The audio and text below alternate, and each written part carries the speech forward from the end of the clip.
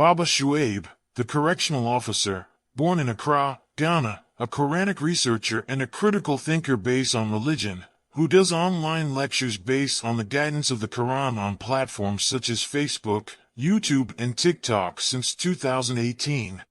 In Finland, and 13 years, QBE, in Classical Arabic and MSA in Quranic Arabic. The author of the Refer to the Quran, which helps every novice to understand the steps towards understanding the Great Quran and the guidance of God in it. Time to rise and meet the challenge. Baba Shuaib is calling you out. Meet Baba Shuaib, a correctional officer with a mission. Today he's throwing down the gauntlet to the mushriks, no more holding back.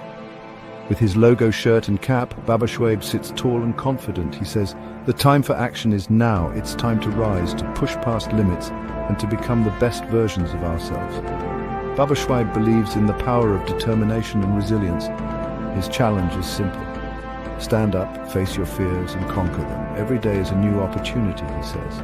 An opportunity to grow stronger, to be better, and to leave a mark on the world. So, are you ready to accept Baba Shuaib's challenge?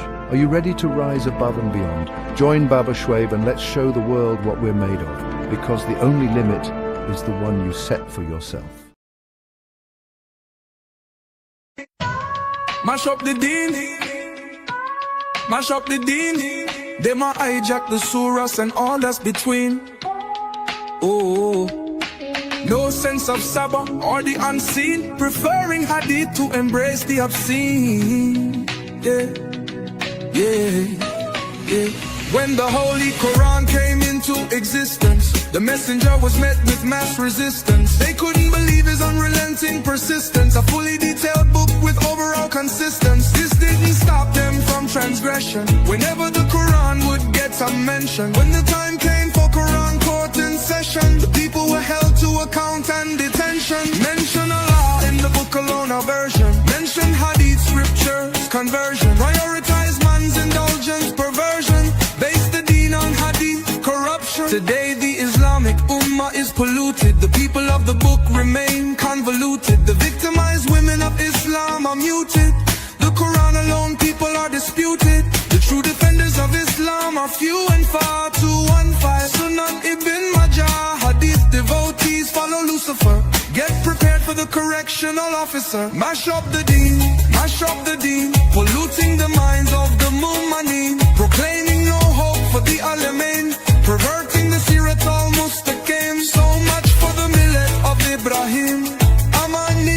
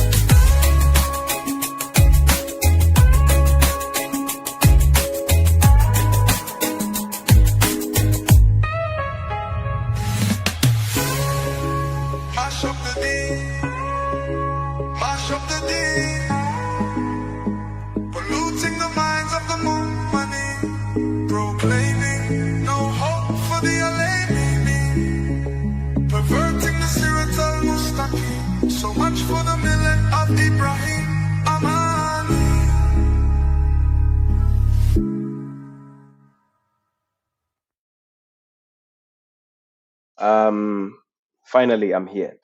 So peace be upon you all. Because of the time wasting, I guess it will be unusual for me to do any shout outs, right? So if I have to do shout out, it will take much time, but I appreciate all your presence. Thank you all for coming. Peace be upon you all. God bless you all for the support, and thank you for being around. Yes, Imran Khan, I saw your message, but I was busy trying to get the setup. I saw your message, brother. God bless you. I appreciate all the support. Thank you all for coming. Salam to all those who are joining. Rachel Green, moderation on TikTok. I'm streaming live from Facebook, YouTube, and TikTok. Yes, Brother Imran Khan, thank you. I see you all. Yes, I see you, Mariam. I see JS. I see Irish Rose, Abdul Samad, all of you, Abu Thomas, all of you. Kid, is a Kid Custom? All of you. Baba Sidhu, I know you'll be watching. Truth Unchained, Propagator, Hanif, Lamin Toure, all of you guys. I appreciate your presence and thank you for the support, right? So let's move on with today's program. But in order to move on with the program, I just want to take a time for you guys to listen to Yasir Qadhi, what he has to say, right? Yasir Qadhi is saying something very, very, very important. And I want you guys to save this video for a cause. Please save this video, and it is going to be very, very critical and beneficial moving forward. Please, I'm going to play this video. Save it for future reference. Anybody who wants the copy of that video, yes, I can forward it to you, right? So I'm going to play the video. It is concerning Hadith. Yes, I see you. Yes, celestial soul. Yes, that's the thing. So I'm going to play the video, right? Pay close attention, please. Here comes the video. It is very, very critical. So he has said it before. I know he has said it before, but I just want all of you to pay attention to the video now. Conclusion is there is no middle ground. And historical critical method and isnad analysis are two diametrically opposed ways of looking at early Islam and reports, and I don't find much commonality between them as of yet. Obviously, in small areas, yeah, but overall, two diametrically opposed epistemologies. That having been said, therefore, one will have to navigate the religious side of things if you are a believing Sunni, Hadith believer, in a different epistemology. And when you are arguing in the academic world, you'll have to use a different epistemology. So the sound is very low. I'll increase the sound so people can hear. In some areas, we probably agree to disagree. I want and to in some refix areas, the they're sound. diametrically opposed. This is my preliminary analysis, and I would love to be proven wrong. And I would love for somebody to come and say, no, you are absolutely incorrect, and we can prove hadith via the historical critical method, and this is how we do it. And I would literally thank that person and be the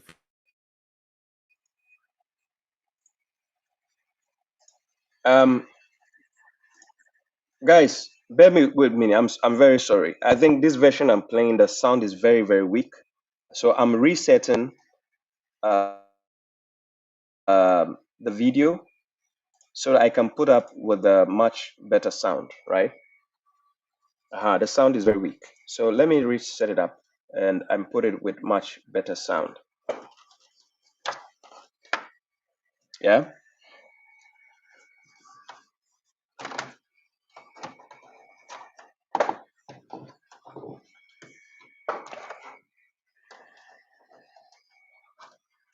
Yeah, it's almost done. My voice is much higher. I put my voice down because I think I increased the volume for the voice, so my voice is very loud. Yeah, I'm just trying to convert the video to make the sound very high so that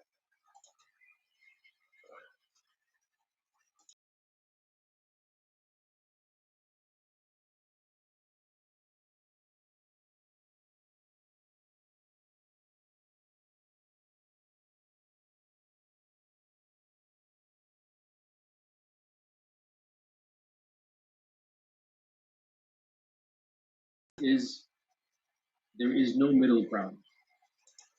And historical critical method and isnad analysis are two diametrically opposed ways of looking at early Islam and reports, and I don't find much commonality between them as of yet.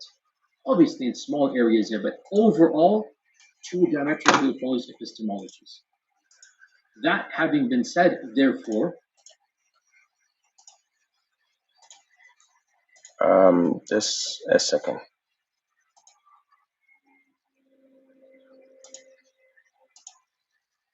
Conclusion is there is no middle ground.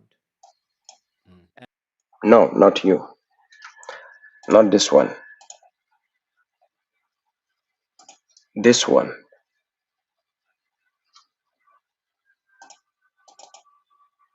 Yes, this one. Conclusion is there is no middle ground. And historical critical method and isnad analysis are two diametrically opposed ways of looking at early Islam and reports, and I don't find much commonality between them as of yet. Obviously in small areas here, but overall, two diametrically opposed epistemologies. That having been said, therefore, one will have to navigate the religious side of things if you are a believing Sunni, Hadith believer, in a different epistemology. And when you are arguing in the academic world, you'll have to use a different epistemology. So in some areas, there's good, healthy overlap. In some areas, we'll politely agree to disagree. And in some areas, they're diametrically opposed. This is my preliminary analysis, and I would love to be proven wrong. And I would love for somebody to come and say, no, you are absolutely incorrect. And we can prove hadith via the historical critical method. And this is how we do it.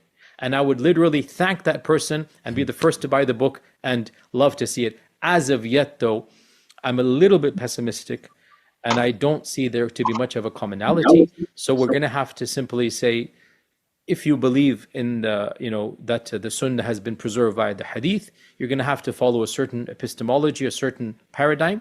And if you are, like, as you're aware, and you're an academic channel, right? You're well aware, nobody in the academy affirms the Muslim Sunni science of Hadith. Nobody. It is considered to be completely discredited. I'm just being factual. I'm describing. I'm not, saying which one is right or wrong. I'm just saying. The max you'll get, like Harold Motsky and others, are going to say, well, we can say that some hadith definitely go back to some tabi'un. That's like the max you can say. As for definitively stating that the hadith go back to the Prophet ﷺ, at this stage of my life, I will have to say, this is what I say as a believer, not as an academic at this stage. And if somebody proves me wrong, then I would love to come across that and say, no, we can prove academically. Because here's the point. We can academically prove, by and large, that the Prophet ﷺ preached the Quran, the words that we have today. The Uthmanic Mus'haf, that's like a solid given, right? The wordings of the Quran, by and large, we can academically, of course, believers, we say that from Allah subhanahu wa ta'ala. But the academy has pretty much proven scientifically, through the historical critical method, that there's an Uthmanic Mus'haf. That much is beyond reasonable doubt. And the fact that there's an Uthmanic Mus'haf, we're talking about senior companions all being alive, right? So by and large, the normative interpretation of the modern academy is that what the Quran claims to be, the wordings of the Quran, the preaching of the Quran, the teaching of the Quran, the Prophet ﷺ said them. This is the mainstream, and we can prove this. As of yet, I don't think we can do that to the hadith literature. And we're just going to have to understand these are two different epistemologies. So when I become Sheikh Yasir and I go and preach and teach, I will quote Sahih Bukhari and I will quote Sahih Muslim and I will say قال الله قال رسوله صلى الله عليه وسلم, and that's the preacher. And I understand in the academy I cannot quote Bukhari and this will be what the Prophet ﷺ said. I understand this, so I'm just going to have to use a different, epistemology. Does that answer your question? I don't know. Definitely.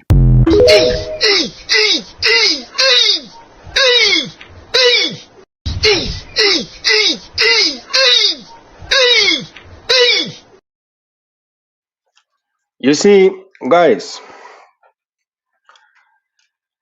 you see why the reason why this video is very, very, very important. These same people will be coming for your neck if you, as an outsider, say something similar. They will be coming for your neck. This is God's doing. This is from within, right? This is from within. They and their people confessing with their own mouth. So we call this from the horse's own mouth, right? This is what we term it as, from the horse's own mouth. This video you just watched, you see how he put his hands on the Quran by giving you thumbs up that the Quran can be traced back to the Prophet, right? Somebody says double sound. How is it double sound? Is it double sound here? Mr. Moore says double sound. Double sound. Mr. Moore, I think it's from your side. Mr. Moore, it's either you listening to me from another source differently, but it's not a double sound because I have a phone here. I can listen to what I'm saying at the same time. It's not a double sound. No. So it's you. So sound is good. Yes, Abida. Sound is good on Facebook, YouTube, TikTok, Kid Custom, Jello One, Boosie say, all of them says there's no issue. So please check on your side, right? Okay, the reason why I played that video is to show you that the biggest issue we have at hand between us and the mushriks, the sectarians, is they keep placing emphasis that the hadith is also another revelation coming from God. Of course, they do differ on this. Some of them will tell you, oh, this is not a revelation, but they will put an emphasis by trying to shackle it to your neck. Just today, before I came to the live section, I was on a phone call with some of my brothers from Ghana, right? When I say brothers, it means just friends, but older than me, right? And I was on them. We were doing a 4-way call, conference call. One of them happens to be a Sunni so-called cleric or scholar. And he said he wants to prove me wrong. I swear to God, we had 2 hours conversation and he couldn't come up with anything. He just kept saying, if you follow the Quran alone without the hadith, we don't consider you a Muslim. And I say, who doesn't consider me a Muslim? Who? Is it God? Is it his prophet? Or is it your scholars? If it's your scholars, I don't give a damn. By the way, who are your scholars? Who? So if your scholars don't consider Baba Shuaib a Muslim, I don't give a damn. Islam does not belong to them. Islam belongs to God. So are you saying God doesn't consider me a Muslim? Okay, prove it in the book of God. He couldn't prove it. He just keeps saying, Atiwullaha wa atiwu Rasul. Atiwullaha wa atiwu Rasul. I said, dude, I believe in God and I believe in the Rasul.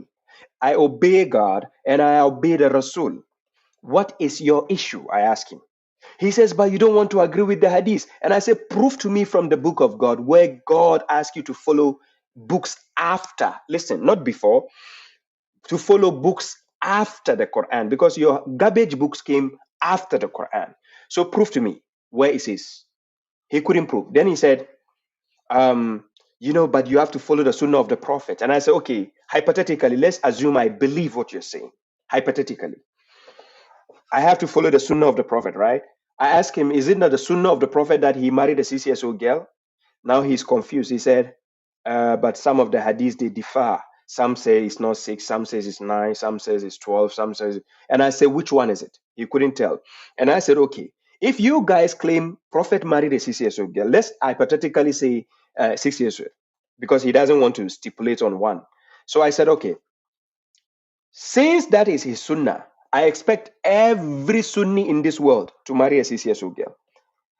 The guy was quiet. He's like, okay, can I ask you a question? If you pray, do you do Kabili and Badi? By the way, when the Sunni says Kabili and Bari, it means before and after, meaning in their salat.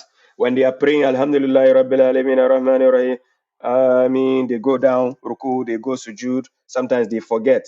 Hey, have I done twice or is it 3 times? Or so do I need to do Kabali or do I need to do? This is how they confuse themselves with the garbage books from the Hadith. So I told him, if I don't find these things in the book of God, I have no business with that nonsense. Then this guy says, you see why we say you are rejecting the prophet? And I said, how, these bozos, how do their brains work? How am I rejecting the prophet? It is a book you are trying to attribute to the man, this honorable man. You are trying to attach these garbage books to him. It is the garbage books I reject. Sahih Bukhari, Imam Bukhari never met the Prophet. Imam Muslim never met the Prophet. Jamia Tirmidhi and so on, they never met the Prophet. So it is these garbage books I'm rejecting. So I asked this dude, how many books did the Prophet follow? He said 1. How many books did the Prophet deliver? He said 1. Which is the book? He says Quran. And I said, okay, if my role model followed only the Quran, why do I need to follow any other book? My role model followed only the Quran. Give me a reason why I should follow other books that my role model never followed. So I kept telling him that there is no verse in the Quran where God says, Atiwullah wa atiwun nabi. I swear to God, such a verse doesn't exist in the Quran. Where God says, obey God and obey the Prophet. You will never find such a verse. Then out of their foolishness, then he will tell me, but who is the messenger? Who is it? And I said, Muhammad is the messenger. Then he's like, yeah, I know Muhammad, but is he not a prophet? And I said, did I reject him as a prophet? I never said he's not a prophet. Did I say that? They keep going. Look, if you're talking to Hadith followers, it's like you're talking to your child and they know that the child knows he has done something wrong. Then he will tell you yes, and he'll tell you no, yes, no, yes, no. That is how Hadith followers sound. So the idea is, I told him, whatever you say, prove to me from the book of God. Because when I make a clear statement, because remember, we had 2 witnesses in the phone call, and I have it recorded even. I told him I'm recording, so I have it recorded. So one problem they have is, when I make a statement, I prove it using the words of God. Then I told him, وَيُحِقُّ اللَّهُ الْحَقَّ بِكَلِمَاتِهِ وَلَوْ كَرَهَ الْمُجْرِمُونَ.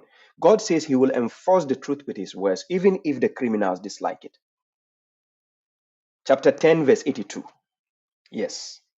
So if God is the one to enforce the truth with his words, remember, he said his words, not the mushrik's words, not their scholars, not even the prophet's words. He will enforce the truth with his words. The Quran, is it for the prophet or is it for God? It's for God, right? So God is going to enforce the truth. When I quote verses clearly and I pinpoint the answers to the guy in the Quran, he said, you see, you are giving me your own opinion. You are giving me your own interpretation. You are doing falsafa. We are doing sort of. And so I said, my guy, all I need you to do is prove me wrong. Then he will say, Atiwullah wa atiwu Rasul. That is the verse he keep quoting. Atiwullah wa atiwu Rasul. Then he will say, Wama atakum Rasul fakhuzuhu, wama nahakum anhu fantahu. Then I say, can you finish the context? Give me the context. Then he says, whatever the prophet gives. I say, oh my God. Where in that verse, chapter 59, verse 7, where does he say prophet in that verse? Where? Where is the word Nabi? Can you find the word Nabi in chapter 59, verse 7? Then he will tell me, but the messenger is still, and I say, you don't know more than God. If God says Rasul, leave it Rasul. God would have chosen to say prophet if he wanted to. Salam alaikum al-Mahmud. So if God says Rasul, allow God to be the one explaining his words to us. But you see, he brought somebody brought him as his scholar to represent him. The guy who brought him as a scholar, he ran away. Because I was embarrassing this guy on the phone call. This guy says whatever the prophet says in his life is based on inspiration. Then I asked him, if the prophet says, my wife cook me fried rice and chicken, is that inspiration? He stood on the line, then he said no. He started laughing at himself. Can you imagine the prophet and his wife in the bedroom? Oh my God. These mushriks, I don't know.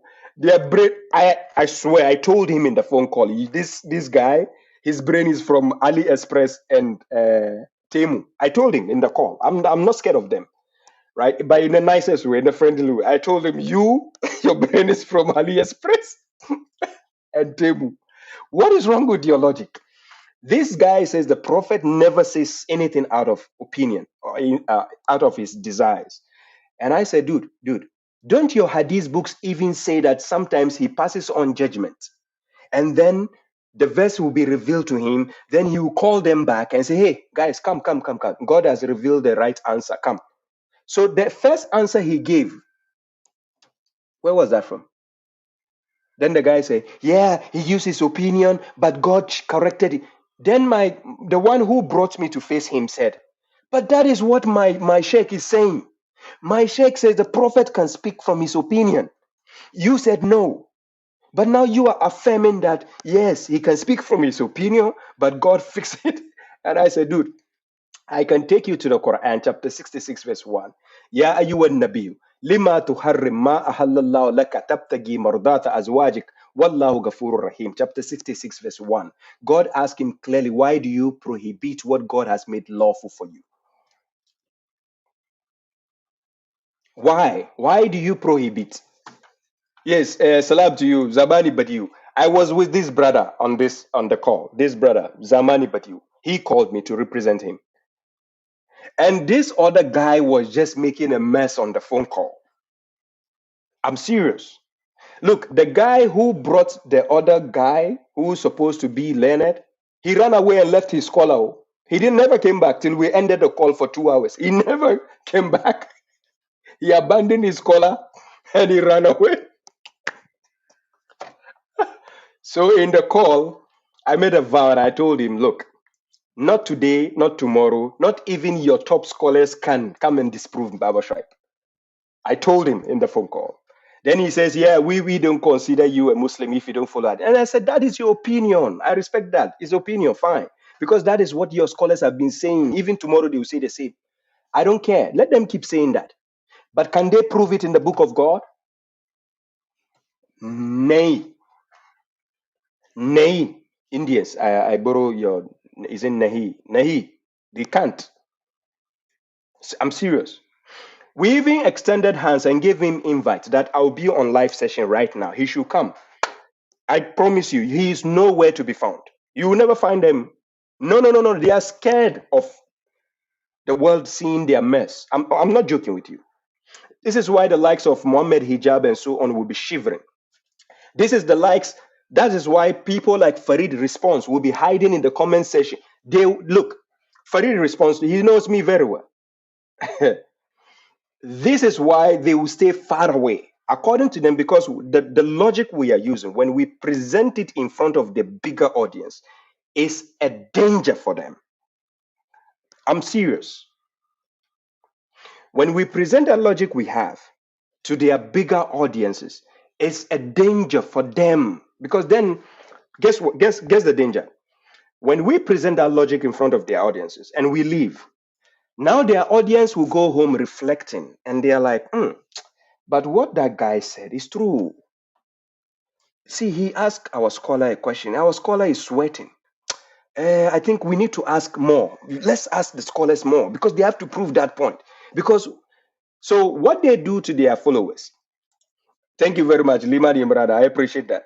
What they do to their scholars is, what the scholars do to their audiences. I'm going to show you what they do. They will not face us directly. Of course, they will face the lay guys, the laymen. They want to face that. But they will not face us. What they do is they will go in the mosque, in the podiums, conference centers, and tell their audience, when you meet them, ask them this. Ask them this. Ask them, how does he pray? Ask him, how does he do his fasting? Ask him, how that? They ask their audience, right?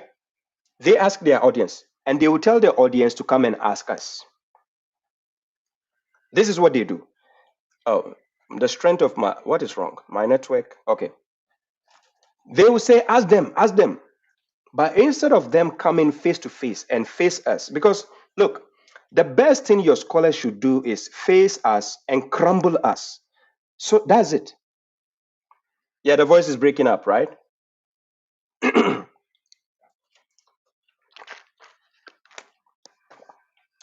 Let me see.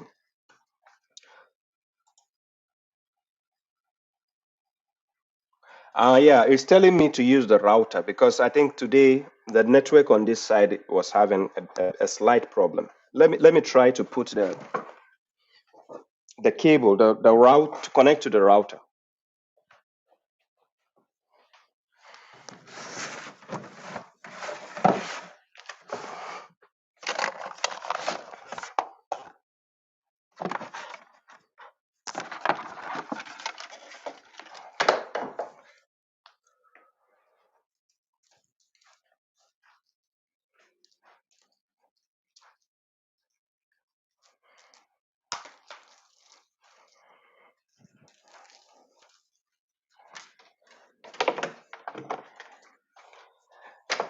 Yeah, bear with me a second. Let me put this. Today we have really suffered with this.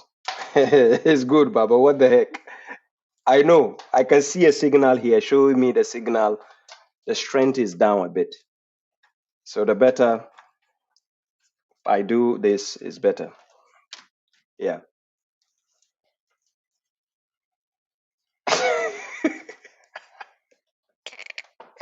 Kid costume. Kid costume is enjoying the program, and then this is already. Yeah, thank you for the super chat. I see all those who send this. Let me see. We have Maggie. Yeah, thank you. I see Sister Ram. Thank you. God bless you. Yeah, MFG. Yeah, I saw your message. Okay, let me see this. Yeah, thank you, Mariam. Thank you for the super chat. Okay, I plug this.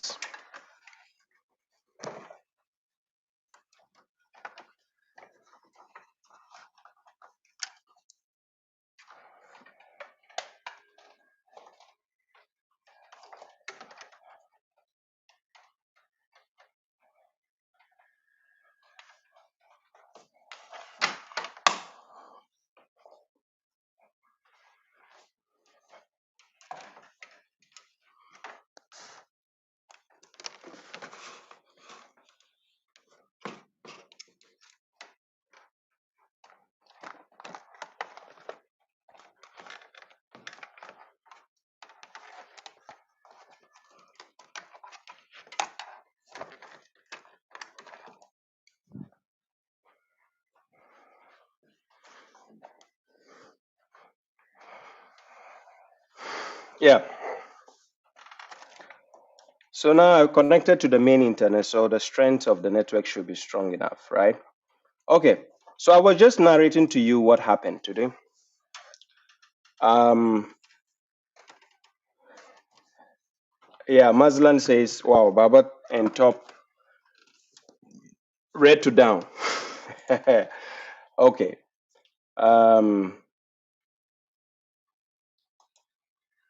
Hey, Sister Ram says, I like the sound today. It's like we are sitting with Baba in his living room. Yeah. I think when I use the sound from my head, Bluetooth, it's like it's within. I could feel it in my head, right? So it's good. Everything happens for a reason. So I guess God wanted it to happen this way so I can have the backup. So I think the reason why I already have this option to be using headset, but the reason why I don't like using the headset because of the heat, right? The heat in the ears. Yes. Hey, Zuleika, I see you. Salam. Hanif says, continue, Baba. Okay, let me continue. So when we had the call,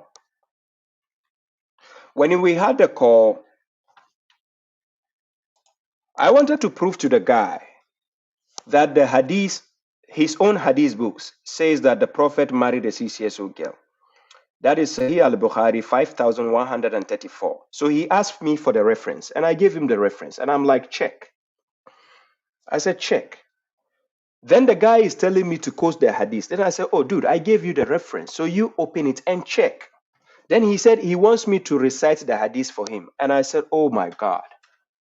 And I said, dude, throughout our conversation, you never recited any hadith. Why should I be the one to recite hadith for you? Why? I gave you a reference number. What you need to do is check on your side. And you didn't. So now you are telling me to recite the hadith for you. So that what? But this is all they've been taught. Because they are just good with the tajweed and tajbush. Tajweed and tajbush. That's all they want. He recited a verse from the Quran, chapter 4, verse 59. Ya ayyuhal lazina amanu, atiwu Allah wa atiwu Rasul, wa ulil amr minkum. Then, فَإِن تَنَازَعْتُمْ فِي شَيْءٍ فَرُدُّوهُ إِلَى اللَّهِ وَالرَّسُولِ. Now this verse, he quoted this verse. Then I said, give me the reference number. It took him a time to give the reference. He gave the reference. He recited it. Then he's telling me to recite the verse when he brought the verse. So I recited it. I told him, recite it first. He recited it and I recited it after him. When I finished, he couldn't find where I made a mistake. Then he's saying, I should do it again. I said, brother, you know what? I'm done. let me go and rest. I'm done. So anyways, let's go back to the video Yasir Qadhi just made. Now, the point I wanted you to pay attention. There are some points I wanted you to pay attention and use it in your argument against the mushriks. Please, use it against the mushriks. When you are making an argument, when you're having an argument with the mushriks, please use it against the mushriks. So pay attention. Conclusion is there is no middle ground. And historical critical method and isnad analysis are two diametrically opposed ways of looking at early Islam and reports, and I don't find much commonality between them. What is this? Let's do this first. A round of applause for Yasir Qadhi for being that bold.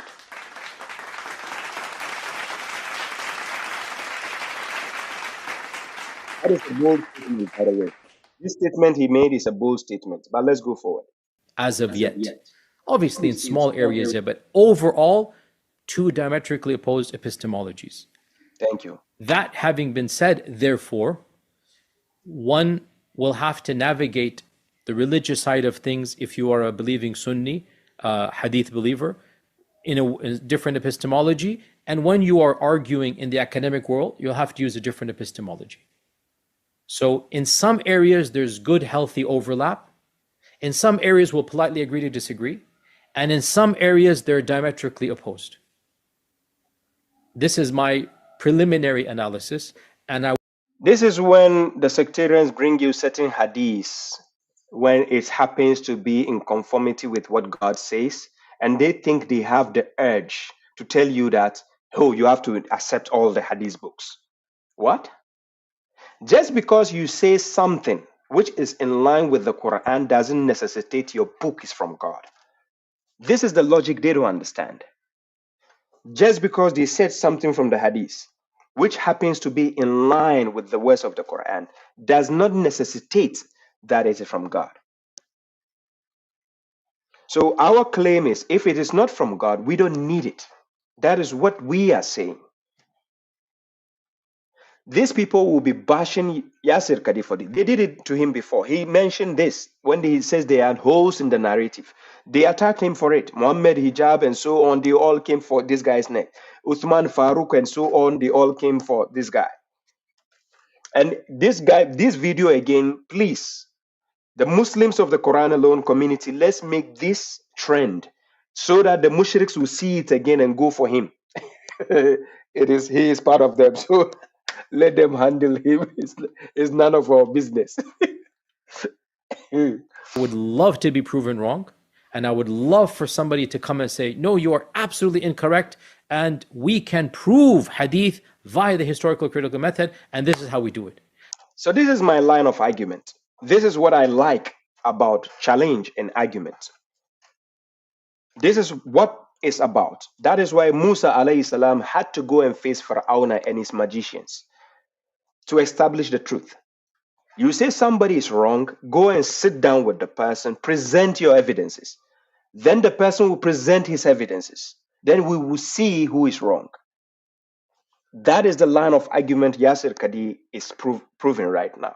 He would love to be proven wrong. This is how to establish the truth. And this is what Baba Shuaib represents. When you are bringing an evidence, you are bringing an evidence to wipe out the falsehood. So if they are going to say Yasir Qadhi is lying, the best thing they should do is sit him down, present the evidences. You don't just stand far away and tell him he's wrong. You get the point? You don't just sit somewhere and say, oh, this guy is a kafir because he rejected the hadith. What? Muhammad Hijab himself told you they, the mushriks, the Sunnis, are the biggest hadith rejectors. I'm not joking. The video is there. You have it on my reels and shorts. He says they are the biggest hadith rejectors. And I would literally thank that person and be the first to buy the book and love to see it. This challenge he is putting out there is a dangerous one, but he didn't do it with on top of his voice so that it doesn't sound like he's attacking his own people. Yes, peace, Melanie, you're welcome. He did it this way so that it doesn't sound like he's attacking his own people. You know, the sectarians are his own people. So he has to do it, he has to say it nicely. That if anybody can prove him wrong, then he's willing to support the person and buy the person's book because he knows they don't have it to prove him wrong.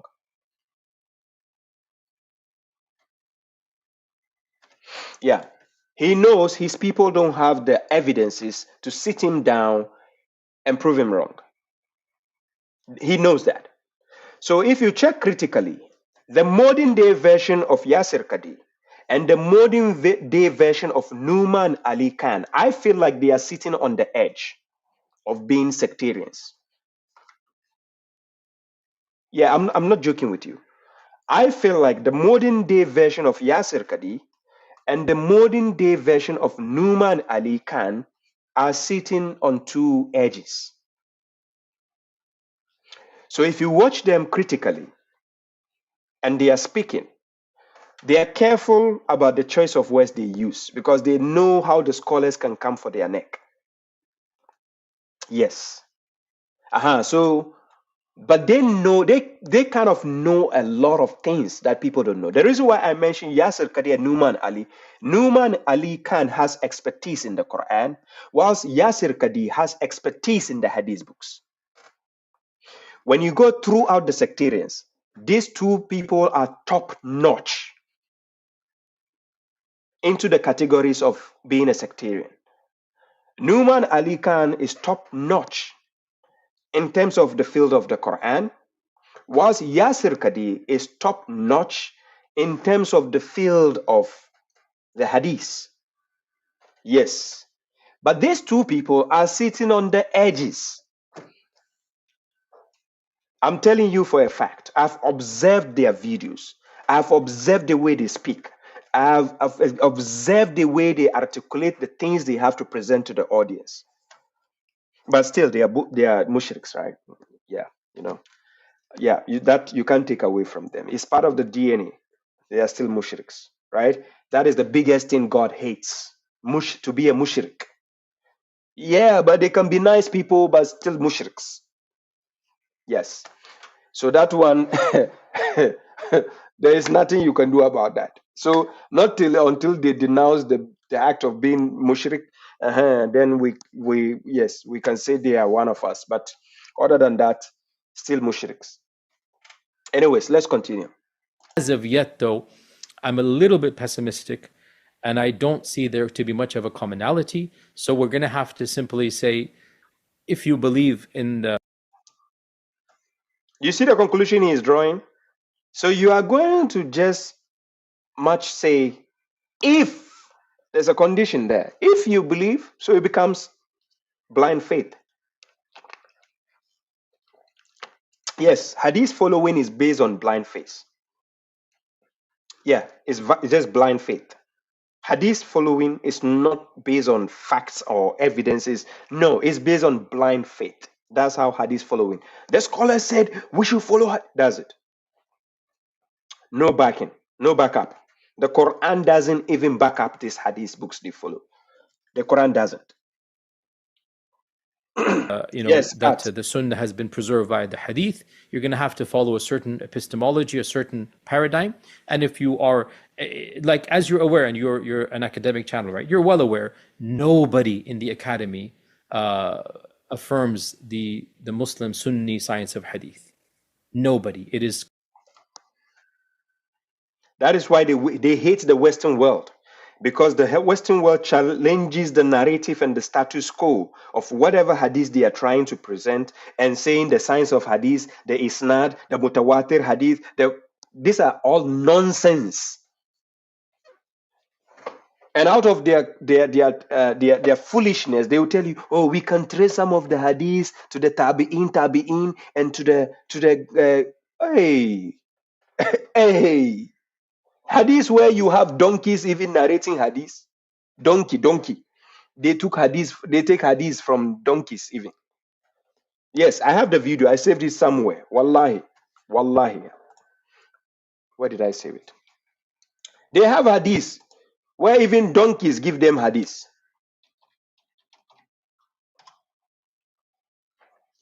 I don't know where I saved it. Wallahi, I'll find the video. I'll find that video. A donkey narrating hadith. Can you imagine? Considered to be completely discredited. I'm just being factual. I'm describing. I'm not saying which one is right or wrong. I'm just saying the max you'll get, like Harold Motsky and others are going to say, well, we can say that some hadith definitely go back to some tabi'un. Mm-hmm. That's like the max you can say. Mm-hmm. As for definitively stating that the hadith go back to the Prophet sallallahu alaihi wasallam, at this stage of my life, I will have to say this is what I say as a believer, not as an academic. At this stage, and if somebody proves me wrong, then I would love to come across that and say, no, we can prove academically. Because here's the point: we can academically prove, by and large, that the Prophet sallallahu alaihi wasallam preached the Quran, the words that we have today. Guys, I will find the video, please. I'll find the video of the donkey thing, but let me show you a quick thing here, so that you know that I'm not joking with what I just said. I'll find the video. I promise you, I'll find the video and play it. Maybe in my next live stream or this stream, whilst I'm streaming, I will be searching the video. But check this. I just asked something here. Check what I'm reading here. I asked the AI a question. Is there any hadith which talks about the donkey narrating hadith? You see the answer there on the screen? It says, yes, there is a hadith, an account of the sayings and deeds of the Prophet Muhammad that features a donkey who speaks. This hadith, often referred to as the Ya'fur hadith, describes a conversation between the Prophet and a donkey named Yazid bin Shihab, who later becomes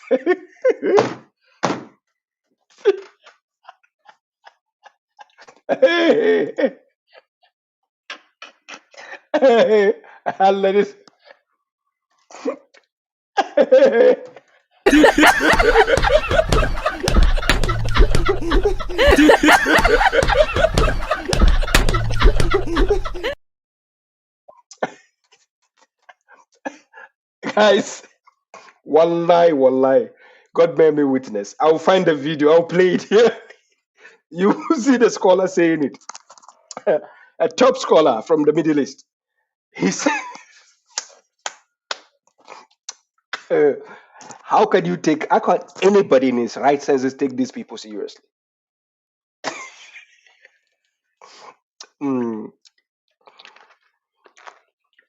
So hadith that they can even have donkey narrating something.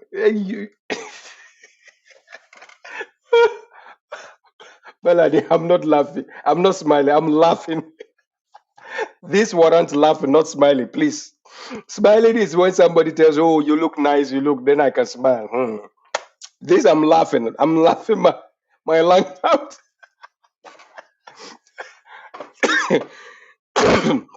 So even the AI is monitoring the foolishness. I'm serious. Look, when I watched the video and I saw the scholar sitting down with, oh my God, I'll find the video. You don't worry. Let's go. That's like a solid given, right? The wordings of the Quran, by and large, we can academically, of course, believers, we say that from Allah subhanahu wa ta'ala. But the academy has pretty much proven scientifically, I mean, through the historical critical method, that there's an Uthmanic Mus'haf. That much is beyond reasonable doubt. And the fact that there's an Uthmanic Mus'haf, we're talking about senior companions all being alive, right? So by and large, the normative interpretation of the modern academy is that what the Quran claims to be, the wordings of the Quran, the preaching of the Quran, the teaching of the Quran, the Prophet ﷺ said them. Do you see the backing up he's doing? He's given the affirmative statement that the Prophet actually delivered the Quran, and that is the Quran. Now check what he's going to say concerning the Hadith. Listen carefully. This is the mainstream, and we can prove this. As of yet, I don't think we can do that to the Hadith literature. Did you hear that? Did you hear the contrast he just drew there? He drew a contrast. By mentioning the Hadith and how it can be traced back to the Prophet, the Quran, how it can be traced back to the Prophet, but when it comes to the Hadith, they can't do the same. It can never be done.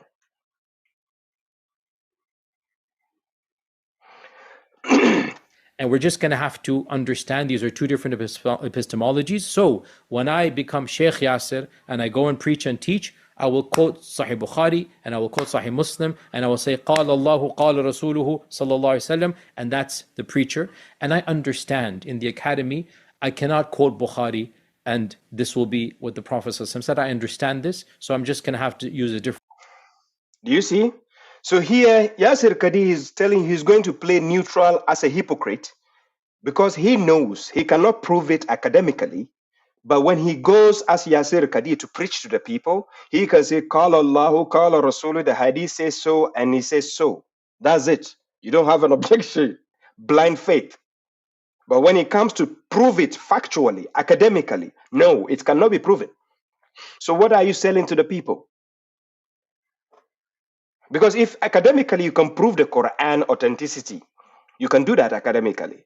But you cannot do the same with the Hadith. How can you be attributing these garbage books again to the honorable man? So that is the hypocrisy there. That is the hypocrisy.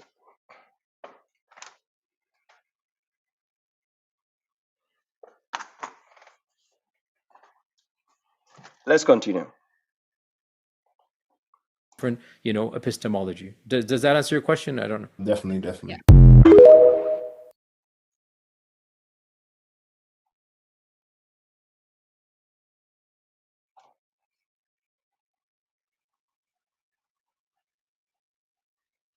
Yeah, let's continue.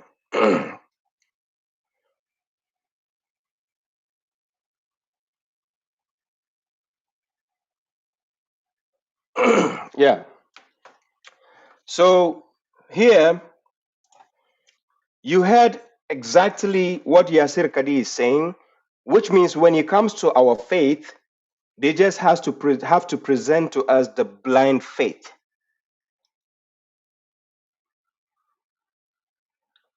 Is it freezing? Is my my TikTok freezing? Okay. So When it comes to the Quran, Yasir, Qadhi, and the like of them know that the Quran is the truth. But because the devil has taken them, and the devil wants them to keep lying to people, so they have to still pass on these garbage narrations to people, regardless. They know they cannot prove it. So it's just based on blind faith. Anyways, there is this one video here. Yeah, Mariam. Yes, thank you. There is this one video here. I need to let me play the video. Wait, it's a guy. I think he's a Christian, and I saw speaking concerning the Quran, right? And this type of argument, they've been using the same argument over and over and over, and it never changes. And it's always the same when they are using it to speak out against the Quran. So pay attention to this other video. I'm done with Yasir, Qadhi, right? I just want people to pay attention to this statement here. Had it been from anyone other than Allah, they would have certainly found in it many inconsistencies. But this verse actually proves that the Quran can't be from God. Here's why. The logic in this verse is this. If the Quran is not from God, there would be contradictions in it. There are no contradictions, therefore the Quran must be from God. But this logic isn't logical. This is a logical fallacy called a non sequitur. Even if the Quran had no contradictions, that still would not prove it's from God. Humans write books with no contradictions all the time. If a math textbook or even a children's book has no contradictions, does that mean it's from God? Of course not, because that's not logical. So, why would the all-knowing God of the universe commit such an obvious logical fallacy? Well, he wouldn't. The Quran is clearly not from God. It's from an Arabian man in the 7th century who would fail an intro to logic class. Islam is false and Christ is.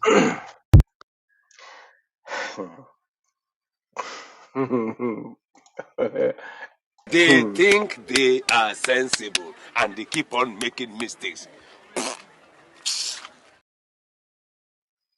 So guys, you all heard the guy's claim. And this is a claim a lot of Christians like to make a lot.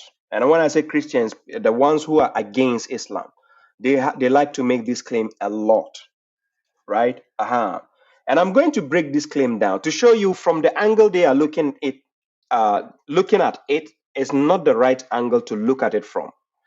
There's a way to look at it from. They are looking at it in a generalized sense, and it's a flawed argument.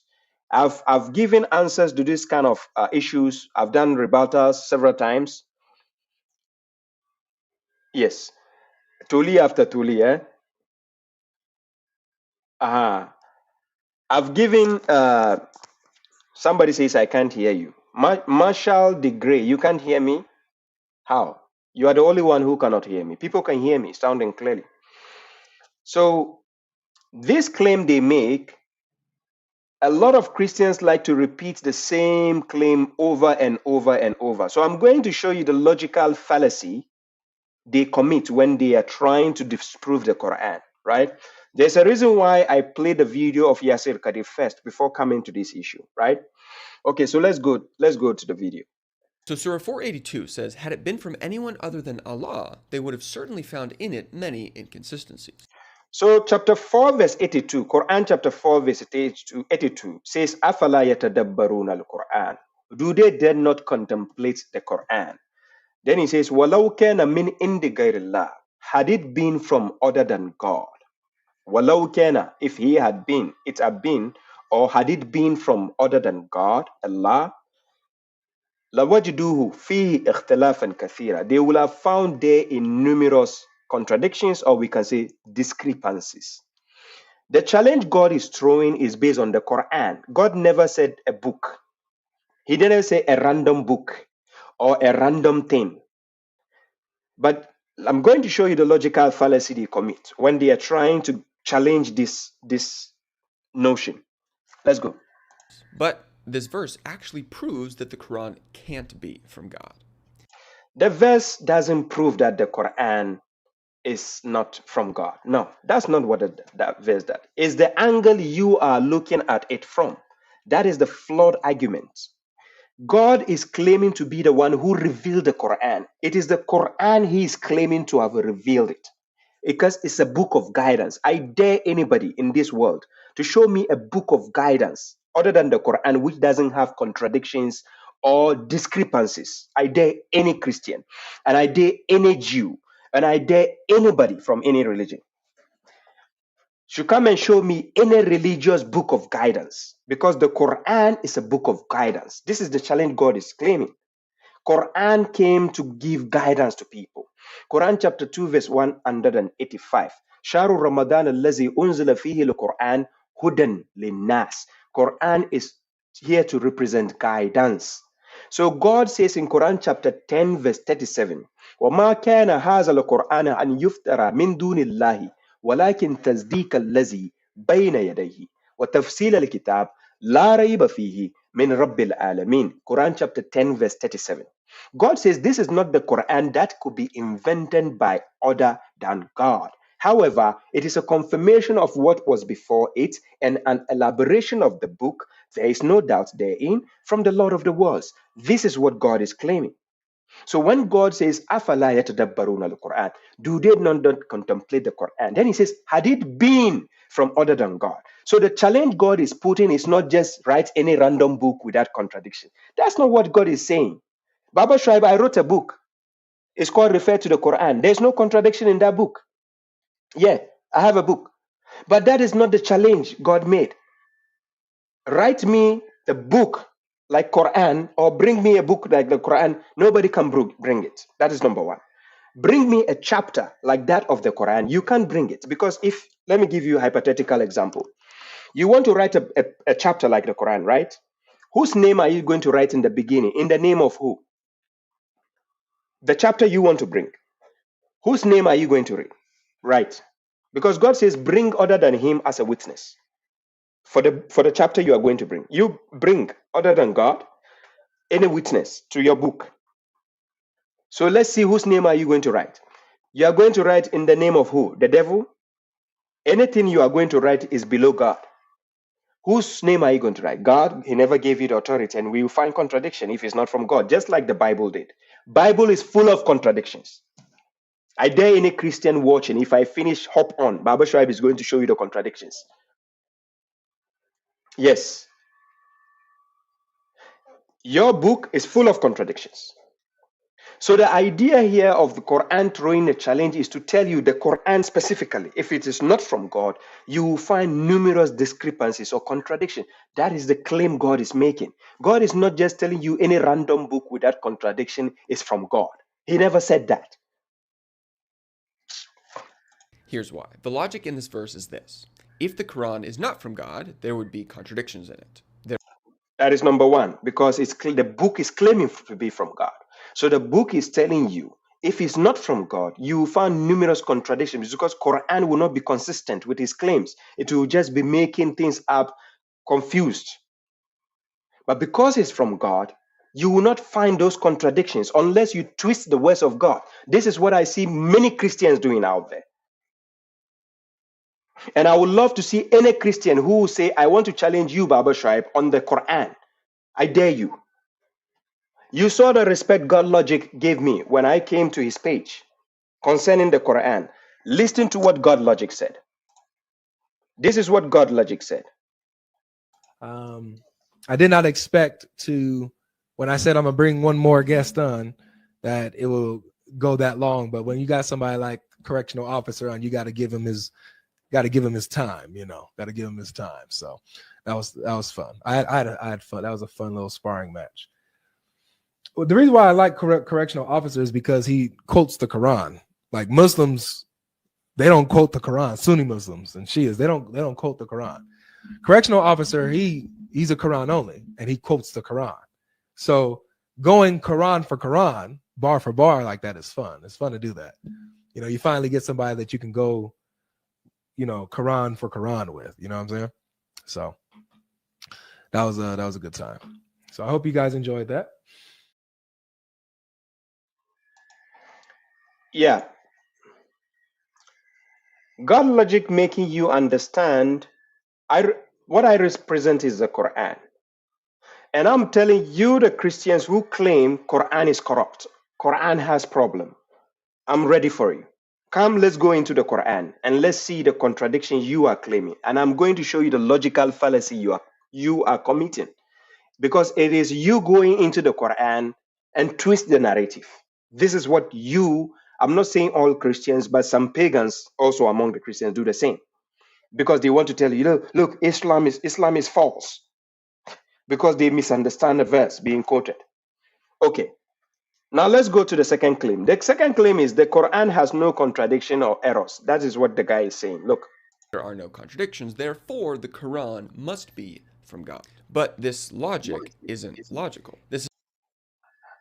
He says this logic isn't logical. No, to you. We expect perfection from God. So don't be a lay-ass man. You expect perfection from God. So God brings you something, he has to claim perfection. That's why he says no contradiction. It will not make sense if God brings something which is not perfect. That is why when we say your Bible has problem, you start crying foul. Your Bible is full of contradiction. That was what I was proving to God logic to show him the contradiction commonly in his Bible. He didn't want to understand what I was saying. That is what we call discrepancy and contradictions. So if you are saying logic doesn't make logical sense, oh my God. Okay, anyways. This is a logical fallacy called a non sequitur. A logical fallacy called a non sequitur. Who wrote that book? Somebody's opinion. It's somebody's opinion you are telling us. This logical fallacy we are saying, or logical straw man argument or whatever, it is somebody's opinion being written so that you can align to the fact and then say that, okay, you are committed a logical fallacy and so on. But if you are saying it is a logical, this person who wrote that book for you, why? Is he God or is he above God?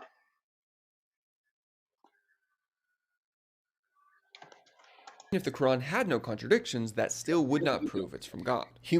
Look at the stupidity he's saying now. Look at the stupidity of the statement he's just saying. He says, if the Quran had no contradiction, it will still not prove that it's from God. Who is claiming to be the owner of the book? Is it not God?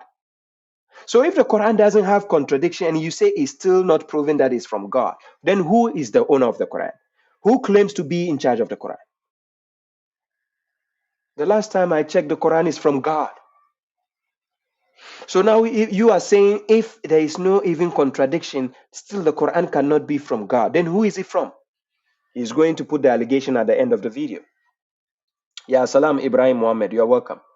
Humans write books with no contradictions all the time. He says human beings write books with no contradictions all the time. Look at the layman again. The foolishness on his thoughts. That is not the challenge God threw. God didn't say, let the human beings write books. If there is no contradiction, they are also gods. Is that the challenge God said? God is pinpointing the issue of the Quran. I thought you, the pagan, would say, oh, human beings write the Quran all the time. What? Do human beings write the book of guidance from God, like the Bible, full of contradiction? No. So at least if they have the Bible and it's full of contradiction, we can see it. Because even Luke, John, Matthew, and Mark, the stories they write about Jesus is not consistent. Let's go. If a math textbook or even a children's book has no... Look what is... Look. If a math pamphlet or a children's book, is that the challenge God put forth? How is math book the book of guidance to God? How is the book of children a book of guidance to God? Hey, this brain is expensive for some people. No contradictions. Does that mean it's from God? Of course not, because that's not logical. So why would the all-knowing God of the universe commit? Now he goes about math and children's book. He says, does that mean it's from God? What kind of...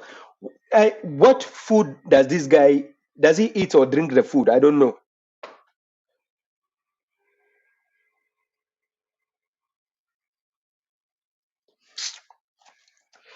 Such an obvious logical fallacy. Well, he wouldn't. The Quran is clearly not from God. It's from an... He says the Quran is clearly not from. Where does he say it is from Muhammad? Okay, where does he say it's from somebody else other than God? He says the Quran is clearly not from God.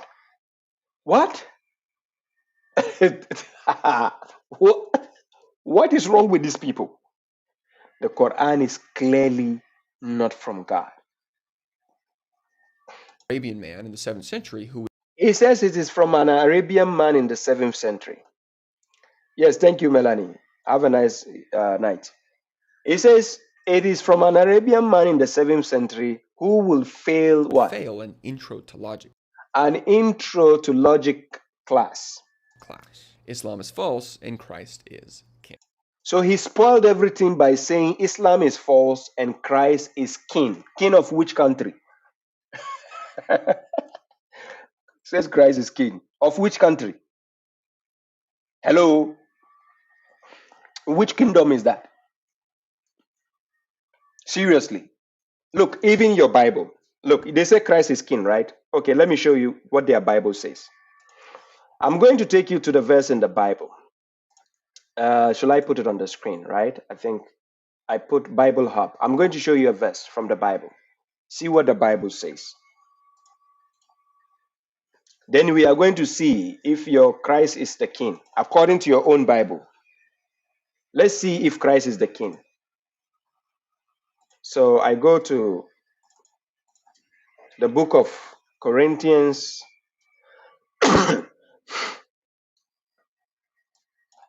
The book of Corinthians.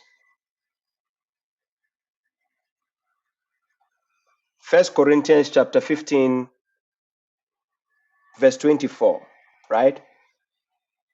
1 Corinthians chapter 15, verse 24. So let me put the verse on the screen. Then you get to see what their own Bible said concerning they calling Jesus the king. Right? So according to them, Jesus is the king, right? Okay. So in 1 Corinthians, I put the King James Version here. Chapter 15, verse 24. Here. I'm going to share the screen. Guys, bear with me. Let me share the screen. You see the verse I'm talking about. Share the screen. This is the verse. It's 1 Corinthians chapter 15, verse 24, right? Okay, so let's see what it says. I put it here. Now pay attention to the verse 24. It's 1 Corinthians. You see the verse is up there. 1 Corinthians chapter 15. And I'm going to read the verse 24, right? Now, if you check the context, it's talking about Jesus. The context is talking about Jesus, right? Now, when you check the verse 24, it says, then comes the end, when he, Jesus, shall deliver up the kingdom to God, even the Father, when he shall put down all rule and all authority and power. It says Jesus will hand over. Listen, they said Jesus is God. But on the day of judgment, according to their own Bible, then comes the end, meaning on the last day, the day of judgment. Jesus would deliver the kingdom back to God. The kingdom, he will give it back to God, according to your own Bible.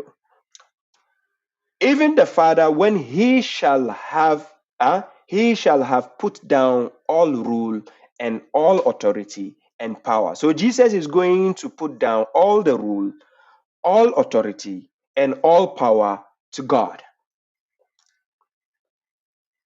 So which means Jesus can be stripped of all the power you claim he has. By the way, the God of the Quran is still the God from day one, is the king from day one, and he's still the king throughout. He's not going to hand over any kingdom to anybody. He is in charge of the kingdom. He is the God from day one, and he is still the God from the last. But according to your Bible, you claiming Jesus is God, and Jesus is king, and Jesus has the power, and Jesus has the authority. Your own Bible is exposing your mini God that you have created. So that mini God you have, Jesus, on the day of judgment, he is going to hand over the kingdom back to the Father, the God. And he is going to hand over the power, the authority, and the rule back to God. That is why in Matthew chapter 7, verse 21, Jesus will say, not all those who call him Lord, Lord will enter the kingdom of heaven or God, but only those who do the will of the Father. They are the ones. So even according to your Bible, that we don't agree with, there is still logical inconsistencies there, flaws. So which means Jesus, according to your logic, he rented the position, he rented the power, he rented all the kingdom, and he is going to give it back to God on the day of judgment. Anyways, I'll open the phone lines. Christians, I know some of you are emotional, so you are welcome. Come and face the correctional officer. Come and tell me if I'm lying on the verse. First Corinthians chapter 15, verse 24. The context is clearly talking about Jesus. He is going to hand over the kingdom back to God. So he's not in power entirely. So this kind of agreement is like, I don't know, is it 50-50 or how is the agreement working? Because the last time I checked, if Jesus is in power, he has to be in power throughout. But this Jesus is going to hand over power. This is interesting though. Anyways, ladies and gentlemen, let me open the phone lines. You're welcome to call. You pull up. Yes. Let them pull up. Let them come. The phone number is on the screen. +358-466-803144. You're welcome to call. Whether you are a Mushrik, a Sunni, a Christian, welcome. You can call up. And the Ahmadi guy who called last time, whilst I was talking to him, the network went by. He never called me again. So if you're watching, please send me a private message. I'll get back to you, God willing. If you are here, you are Christian, my number is, and I'm going to share the invitation link. I put it in the chat. There is invitation there for those who want to join via StreamYard. Via StreamYard, you can join, or you call correctional officer's number via WhatsApp. You're welcome to call via WhatsApp.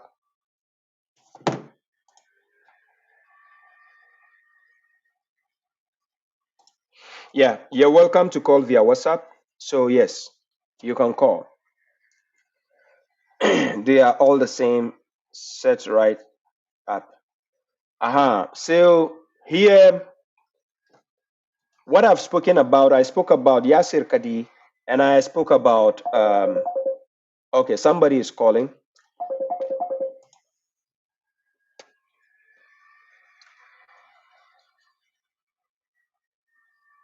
Yeah, Salam, can you hear me?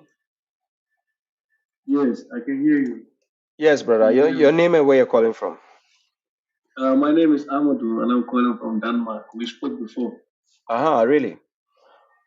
Yes, Okay. yes, Nice to meet you, Amadou. For like 20 minutes. It's a long time ago, maybe 2 months, 3 months.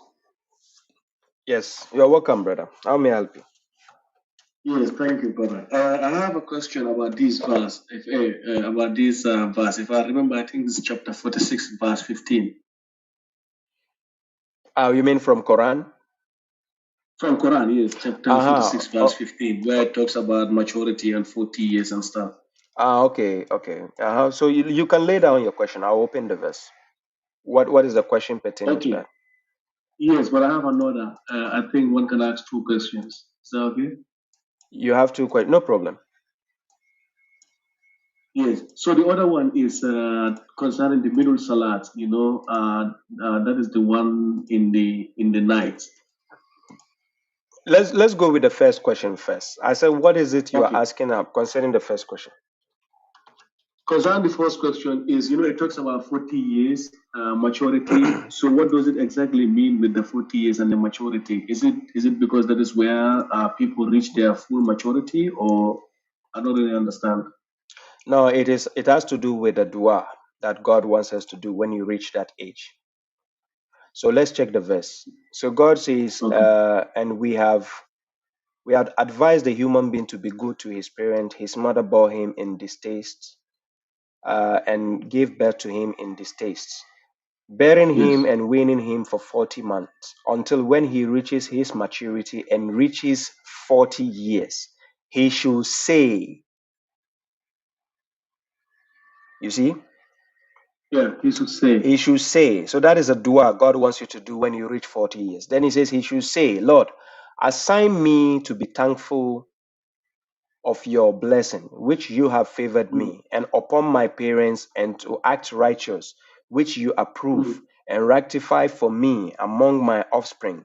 Indeed, I have repented to you, and I am of the submitters. Okay, so it doesn't mean that we are matured when we reach 40 years. That is when we reach full maturity. It doesn't mean that. You mature when you reach 40, but when you reach 40, this is a bonus God wants you to have. So you have to do that dua. So somebody can say, okay, what if I'm already 41 before I saw the dua? You can still make it. There's no restriction. But God is saying that until you reach 40 years, then you should say. The human being is a dua. God is giving you what you have to say.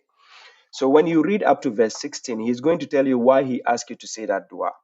So then God says, those are the ones from whom we will accept the best of what they have done, and we will disregard their bad deeds among the companions of the garden, a truthful promise which they had been promised. Now, the reason why such thing is stipulated in the Quran, you know, sometimes, let's say you are buying something regularly from a particular shop, but it gets to a point they have a raffle or they have a bonanza. So they have something like a coupon. You buy something and there's a coupon inside. When you scratch it, voila, you win a prize. Yes. God has made this more like a prize for us. When you reach the 40 years, you say the dua. When you say the dua, God is giving you the answer what he's going to do for saying that dua. He says, those are the ones from whom we will accept the best of what they have done, and we will disregard their bad deeds among the companions of the garden, a truthful promise which they had been promised. So it's a promise. It's a promise. Okay. Yes. So if you reach the 40 years and above, you can do the dua. There's no restriction where it says if you're above 40, you shouldn't do the dua. It doesn't say that. So from 40, yes, you can make the dua. It's like a bonus. You know, to even reach 40 years in life is a plus. It's a plus, yes. Exactly. Yes. Okay. So to get to that age, before I understood the verse to say that human beings we are first matured when we reach 40 years, like generally. That is how I understood it. But that's not what God is saying. Of course, even God spoke about Isa alayhi salam being at the middle age. He mentioned middle age, and this middle age, if you watch the reason why God is saying middle age, some people will classify it as 30, some people are 40, some people as 50, depending on who is looking at it, right?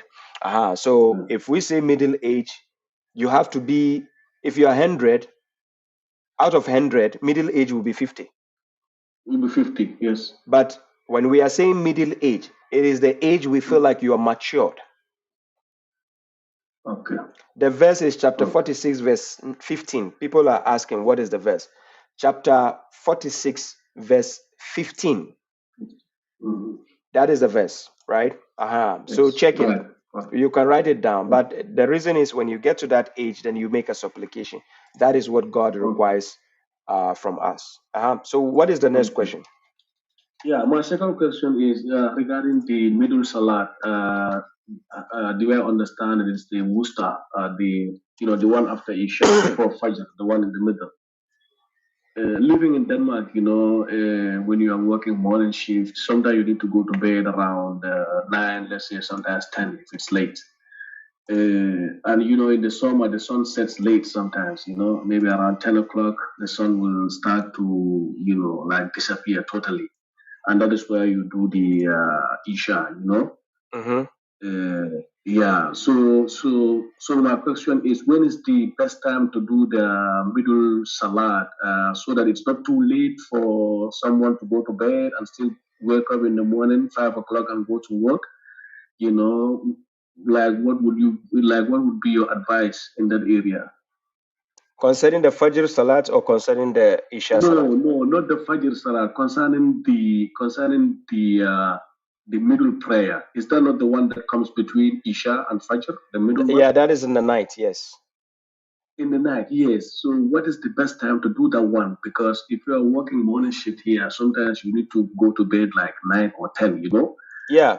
So So if what you do the happens Isha, is you yeah, can do it because anytime after Isha, it takes like 1 hour, 2 hours to get dark, right? right. Depending on the country you are, because in Europe here the sunset goes very deep before it gets dark. Yes, in So Denmark, like right now, it's after 10. Like the exactly. sun completely sets, yeah. So it will get dark. If we are getting summertime, it hardly gets fully dark, right? It will get dark. Right. And this is why it is not shackled to your neck, because God knows that we might not be able to calculate it because of the type of weathers everybody has. So God mentioned this in Quran chapter 73, verse 20, right? So this is what he says. I show you. So Okay. God says, indeed, your Lord knows that you get up less than 2/3 of the night. So based on where you are, if let's say you have a short night or long night, depending on where you are, Hassan Salam, depending on where you are, if you are based in Nordic Europe, your night will be short in the summertime. Very short, yes. So if God says 2/3 of the night, if you're calculating 2/3 of the night from where you are, it might just be within 3 hours. Yes. There's nothing more. So within 3 hours, you can split it into half. Then you check the 2/3, you check the 1/3. You understand? So some people have a long night. They have about 12 hours of night. Some people also have about 10 hours of night. So depending on where you are. So God says less than 2/3 of the night, half of it, and 1/3 of it. And so do a fraction of those with you. So God knows that even believers get up in the night for that. But now God says God has estimated the night and the day. Yes, we agree. He did an estimation. Europe has their own. Northern Europe has their own. America has his own. Canada has his own. Asia has their own. Africa have their own, right? So God says God has estimated the night and the day. He knows that you may never calculate it. Because some people may not be able to calculate it at all. Based on the type of weather they have. So God says, so he has forgiven you.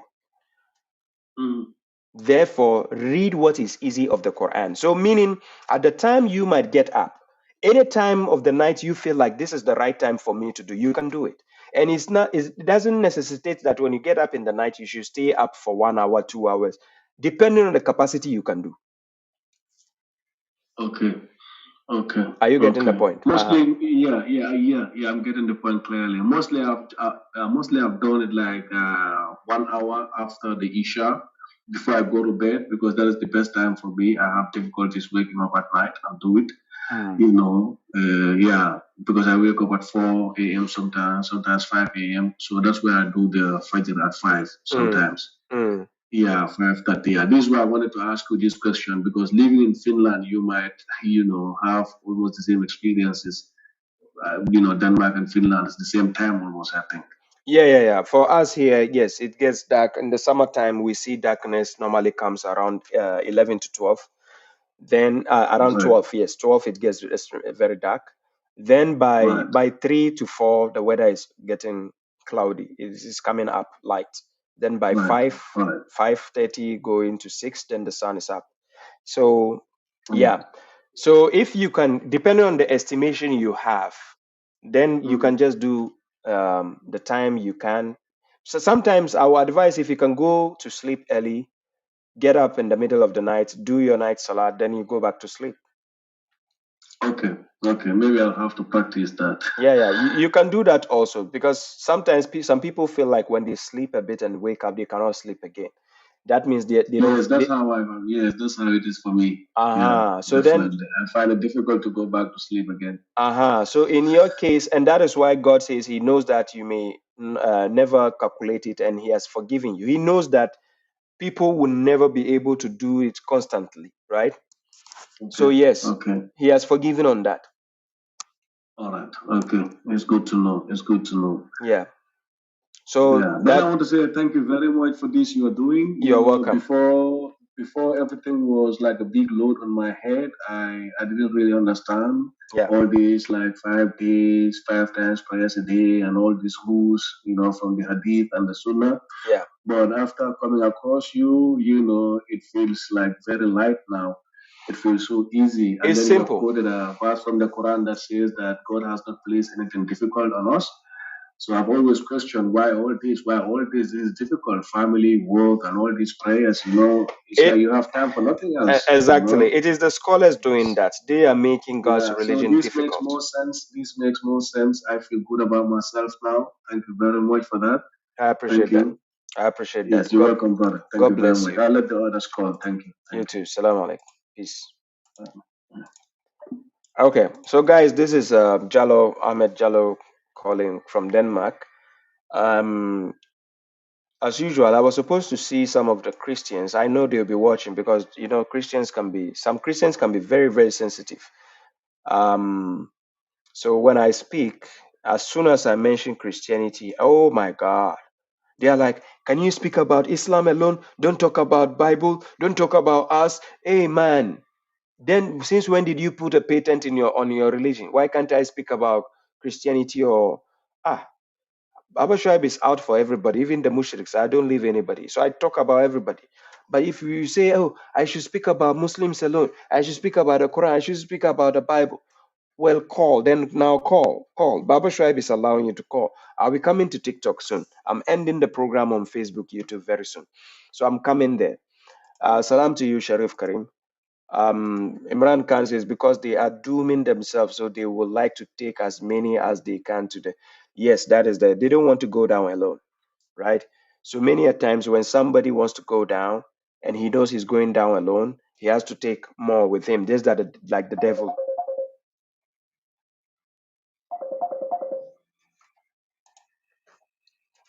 Yeah.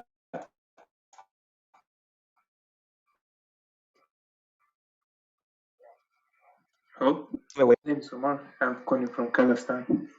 Amar from where? Kazakhstan. Are you watching me now from Kazakhstan? Yeah. Seriously, this is the first time somebody from Kazakhstan is calling on my program. Okay. Which city in Kazakhstan?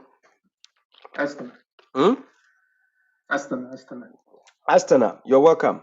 Yeah. How may I help you, bro? So I have only one question. It's about Salat, Okay. if I may ask. So I still do these rakat prayers, Okay.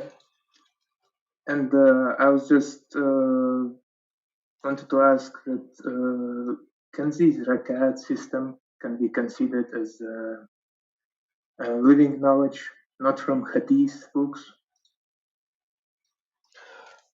First of all, according to Hadith Sahih al-Bukhari 349, when the Prophet went to bring the 50 salat and it was trimmed down to 5 salat, those 5 salat he brought. When you read the next Hadith, Sahih al-Bukhari 350, it says, Nana Aisha says the Prophet was giving 2 raka'at, meaning 10 raka'at for all the 5 salat. Yeah, I know that. Okay, so how did it change to 17? I mean, I don't believe in most of these stories, but I just think that the structured version of the prayer is more. How do I say it? You can just know when you can end your prayer. I'm not trying to say anything wrong. I'm not a mushrik. So you mean the raka'at will help you to end your prayer? Yeah, because I remember that Brother MFG was talking that you should pray 40 minutes or something like that. Salam Tujis. Yeah, if you go with time, it's better. If you pray with time, like the length of your salat, based on your capacity, that's a better option than to pray with rakat and saying I'm going 2 rakat, 3 rakats. Do you see during Ramadan when they are doing the Taraweeh salat? Do you see some of the funny videos on social media? Yeah. Do you see what they say they are doing? Allah. What is that? I have no idea. That is like a comedy. So if for instance, when I'm praying, when I go to ruku, I can stay in the ruku for a while. I can stay in the ruku for like 5 minutes. Yeah. When I go in sujud, I can stay in the sujud 5-10 minutes. I can stay down, then I'm glorifying God. And most of the times when I do that, I cry. And this crying, I don't control it. It comes naturally. Yeah, naturally. I see. So if you are going to base the salat and say raka'at, I'm doing sujud and getting up, I'm counting. What you are stressing your brain. How can you be in front of God? You are praying to God and you are counting how many rak'ats did I do? Or did I do 2 or 3? Oh, I forgot. This is the confusion they are creating for you. Yeah, I know, but I still have, troubles trying to leave that system, the guide system. No, I know. It is a gradual process. Rome was not built in a day, right? But it took a day to just destroy it, right? So destroying something, you might have the gradual process, but you destroy it easily at the right time. So you keep striving. You take it out of your system. We have all been there before. I've done the Sunni prayers before myself, right? In the past. But I kicked it out. I kicked it out 15 years ago. So it's out of my system. So this is how it works. So gradually, it will be a process, but you get the time, you wipe it out. Yeah, I see. So that you keep trying your best to kick it out. It's not binding on you. Nowhere in the Quran God says you have to do 2, 3, 4, 5 rak'at. It doesn't exist. But you can bow down, you can prostrate. It is normal that you can do to show your submission to God, your humility, right? Yes. Yes. So what is your next Because, question? No, it's always only one question. Only Because one question. I still do it. Like first, I was doing it like Sunni way, and then Shia, like trying to pray 3 times per day. If you know what I mean. Do you know Quran chapter 17 verse 36? It says, "Wala takfu ma laysa laka bi ilm." It says, "Do not pursue that of which you have no knowledge." Yeah. If you don't have knowledge about something, don't follow it. Yeah, that's true. Yeah. So that's the point. Thank you, brother. You're welcome. Apart from you in Kazakhstan, is there anybody else watching? No. Okay. Know anybody else in Kazakhstan who watches? No, not really, brother. Okay. No problem. Yeah, so I know at the right time when you get to understand Islam better from the Quran, they will listen to you too. Yeah, I will try to spread the message about. Inshallah. Before you do that, try to study it first. Yeah, I know. Thank you for your time, brother. Keep on watching, right? Thank you. Yeah. Peace, brother. Peace. Thank you. Salam. Okay. Somebody calling from Ghana. Okay. Let me call the person back.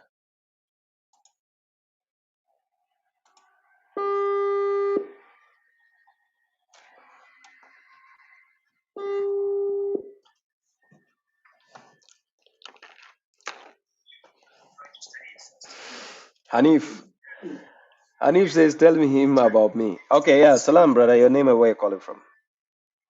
Yeah, my name is Bilal. Is your Bilal? Is your brother Bilal? Hey, Blue. I'm calling from. Yeah. Where? Yes. How are you, my brother? Alhamdulillah, I'm fine. My question is. Yeah. Is there any verse that shows us how to do istikhara when trying to know something or when trying to take a decision? Yeah. That is my question. If there is a verse when God is talking about. First of all, the thing called istikhara is not something you find in the Quran, right? But Bilal, if you're watching me on another phone, please mute that other one. I can hear my own voice from the other one. Okay, let me mute it.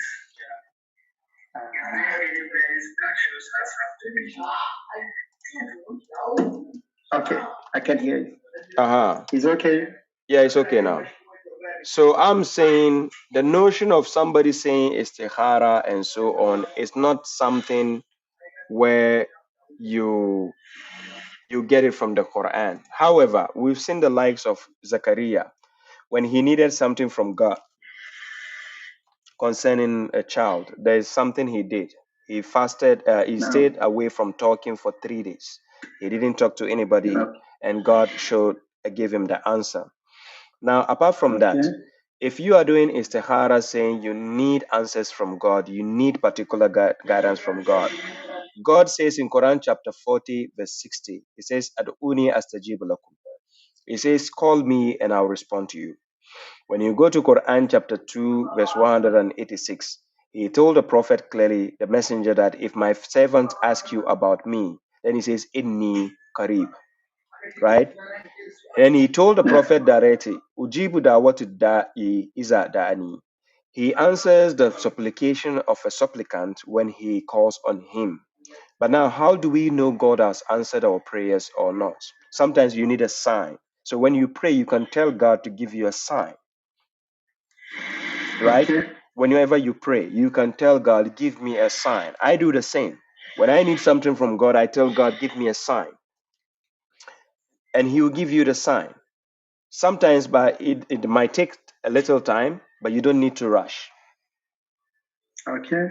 So if you have the faith in God, right? If you have a faith in God, when you're praying to God, and you know that thing must include blessing, be rest assured. If you're waiting for something and you say, God, give me this, but make it blessed, God will wait at the right time to give you at the blessed time.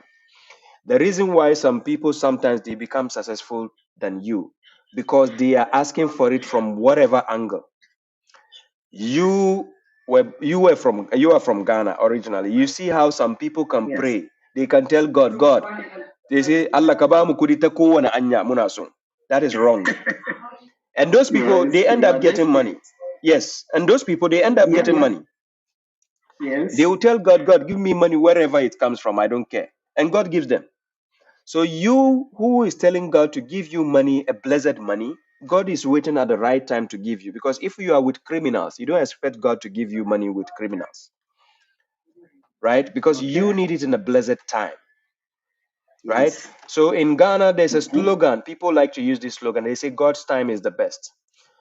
God's time is Yeah. the best. God himself says, Inna Allaha ma'as sabirin. God says himself that he is with those who are patient. Quran chapter 2, verse 153. If you are not patient, God is not with you. So if God is with those who are patient, you have to be patient when you are praying to God for something. I give an example. When my kids, they need something from me and they are desperate, I don't give them. Okay. My kids, when they need something from me and they are desperate, Papa, give me this, I don't give them. Because I have to control the patience. I have to control, if it's especially my son, he does that. I tell him, if you are not patient, you are not getting what you want. I don't give you. So when he is patient, which means he's going to get it on my terms, not his terms. Because the reason why he is rushing, so that he will get it on his terms. But when he is patient, I will give him at the right time when I feel like, okay, now he's patient. Then I give it to him. So God says, if you need the agila, when we say agila, it means you need the harshness of this world. God says he will hasten it to you. If you need the reward of the hereafter and you are patient, God will also bring it to you. Are you getting my point? So if you need Yes. something from God, there is no need to Okay. rush. You just need to pray to God and then wait for God's time. But if you rush on what you need from God, He is going to push it to you, but you are going to be in trouble. Because what will happen? Because the reason is when He pushes you to you, you are going to lose your soul. Oh.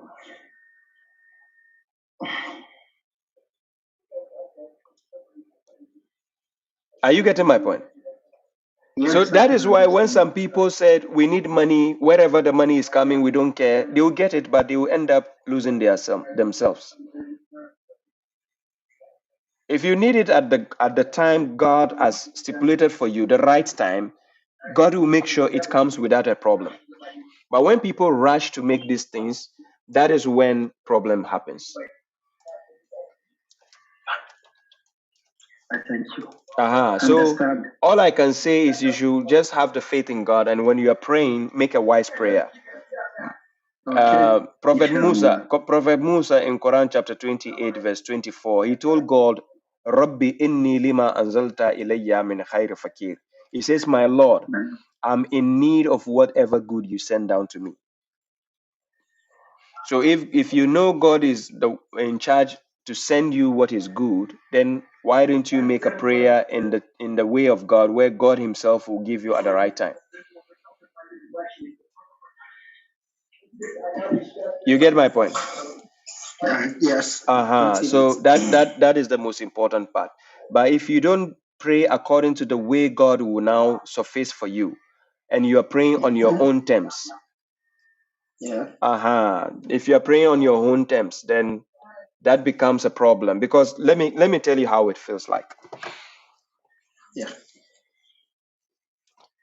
When I was praying for children, I prayed for a boy. When I prayed for a boy, then at the end of the day, I said, oh, Baba, this prayer you are doing, it's like you are doing a stupid prayer. So why don't you tell God to make a decision? Because at that time, I agreed with my wife at that time that we are not going to check the gender of the child. Right? We are not going to do a scan and check the gender. So we made an agreement that I want to see what God will give me. But then at that time, my wife asked me, do you need a boy? Are you wishing for? And I said, yeah, I pray to God for a boy. But later on, I started changing my prayers. And I told God, God, I think I did a stupid prayer. God, whatever good you give me, whether it's a boy or a girl, you decide. You give me what is better. Right? So my first child, God gave me a girl.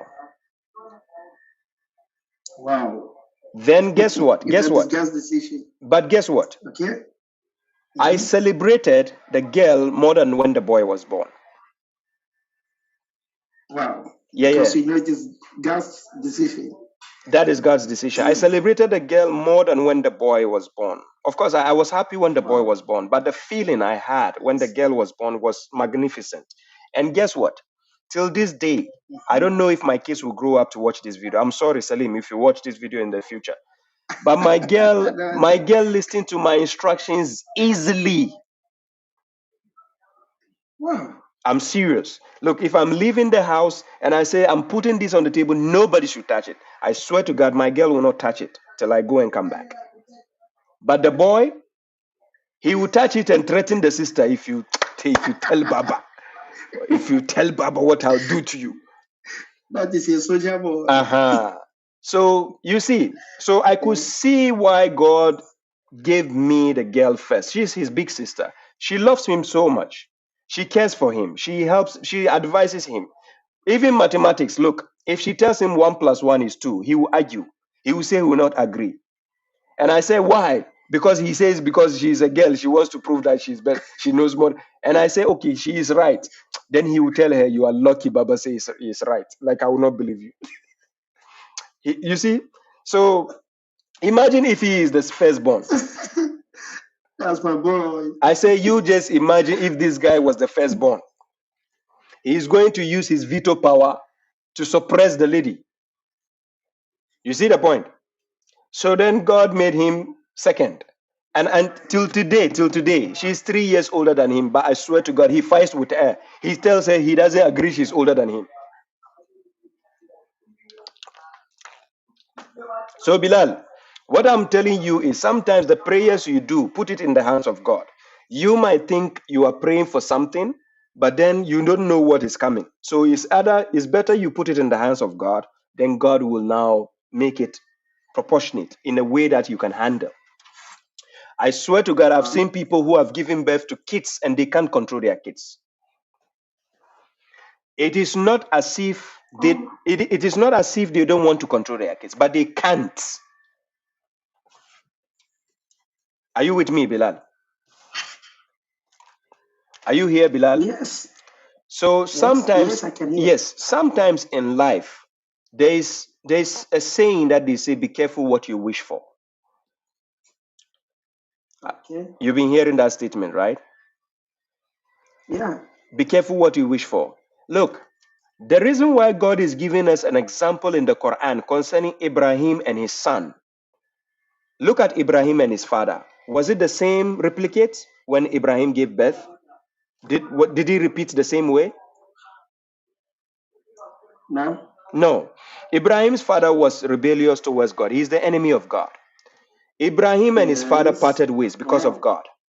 But Ibrahim and his sons, do you see the connection? Yes, there's a connection.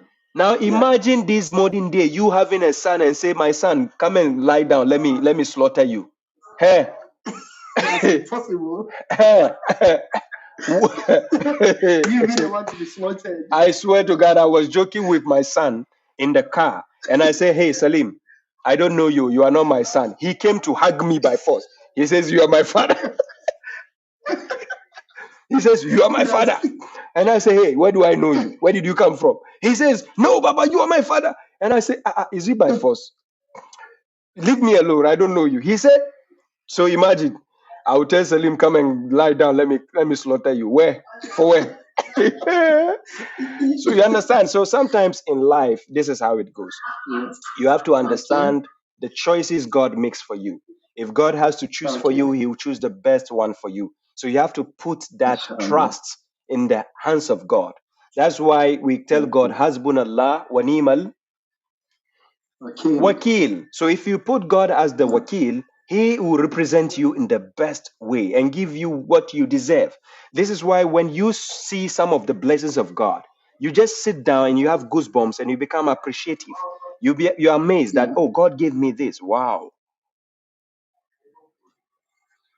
When I went to Ghana and I came back to Finland, at the airport I saw my kids and they were coming to hug me, and I said, "Guess what?" I told them, "I don't like Finland. I'm going back to Ghana." They started pulling me, like they are pulling me forward. They said, "Where are you going? Come here, we miss you. Come."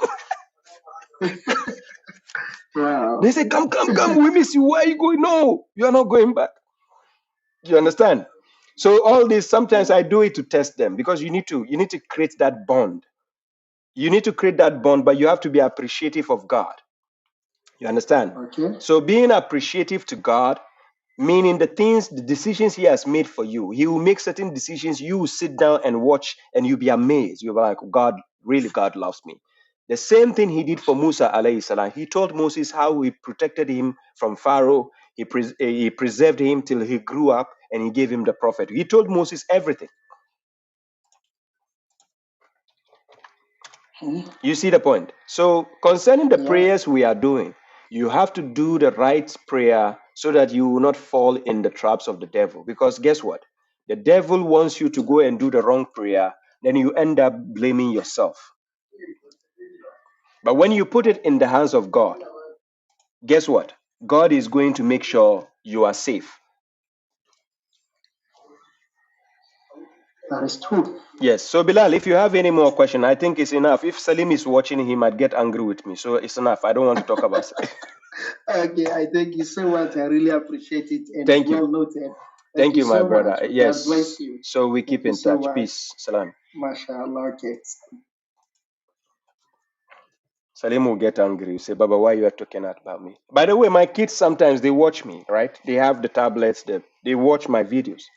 And then sometimes they mock me. They just watch and laugh at me, right? So, ladies and gentlemen, I think I might be bringing this topic to an end. If there's no more caller calling, I'll be going to TikTok. I don't know if I might stay there very long, but in between, I think I have a minor headache. I don't know where it's coming from, but I don't know. Does it have to do with the headset or something? But when I'm going to TikTok, I will not have the headset on. So that is the good part. So, ladies and gentlemen, if there's no more questions or what did I miss in the comment section, let me see. Exactly. What did I miss? No, Imran Khan. No, Salim knows I was not correct. One thing about Salim is Salim, when I talk about him, one thing I find it funny is Salim, that if you criticize him, it's a problem. If you praise him, it's a problem. So if you're talking about Salim, you have to be careful in between. So, anyways, yeah, thank you very much. The real Mishizu Sniper, thank you. I appreciate that. Asmi, yes, thank you. Yes, thank you very much, Kid Costume. I appreciate that. Yes, you can do this in mini Baba. Yes, he's mini. Hey, Salim doesn't. Wow. Look, all I wish for Salim is to be very, very vigilant. He's a smart kid, by the way. Both him and the sister. The sister is very, very good in mathematics. She's very, very, very smart. Salim, likewise, is very, very smart. Um, I know if Salim gets to know the Quran, the way he's going to deal with the mushriks, Salim can notice stupid people easily. Right? Aha. JS says my son is impulsive. Aha. Anyways, guys, if there's no more caller, oh, the law of the one. He says, Baba, have you been going to the gym lately? No, I don't go to the gym. I have a gym in my house already. I have the dumbbells. I have my bench warmer. So sometimes I try to keep myself in shape from time to time. But I'm not a gym goer, please. It's just that this shirt, maybe I don't have a younger brother with me here. Somebody might say I'm wearing my younger brother's shirt. But because of the summer, I need to wear something short so that it will not be too hot for me. That's why I'm wearing like this. So I'm not a gym goer, by the way. I just need to do some push-ups and I'm okay, right? I'm okay. Hmm. So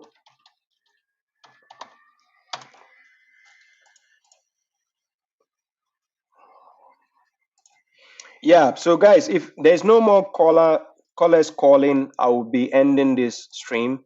Sister Khadija says, Baba, can you tell me when you make a prayer or dua to Allah about a matter and you ask for a sign? Do you have to keep making that prayer until it is answered, or is praying it one time enough? No, you can keep doing it. Sister Khadija, is just like knocking a door, right? When I knock a door and I know somebody's inside, when I knock 1, 2, 3, I wait and I will knock again. 1, 2, 3. I'll keep knocking till the person opens the door. That is, if I'm certain somebody's there. So if you are certain God is listening to you, it's a prayer you keep doing. You don't stop. You keep doing to God till He grants you that. When He grants you, you move on to the next one. You don't stick making the same prayer. So a prayer has to be done till it is answered, because you don't know at which time your faith level is at the tip of the iceberg where you can actually reach God directly. You understand? So sometimes some of the state we found ourselves in, our level of faith, just like a balance, equilibrium. Sometimes your faith might be in a position where you are having certain doubts about God. So sometimes your prayers might be hanging. Sometimes there are positions you'll be in where you feel like you are very, very connected with God. At that time, yes. So you keep doing consistently a particular prayer whereby at the right time God will answer you. This is how it feels like. If your kids need ice cream from you, they never stop asking you till you give that ice cream. I need the ice cream. Baba, I need this ice cream. I need it. Baba, can I have this ice cream? Yeah, Baba, ice cream. Then I have to say, I've heard you. Okay, wait, I'll give you, wait.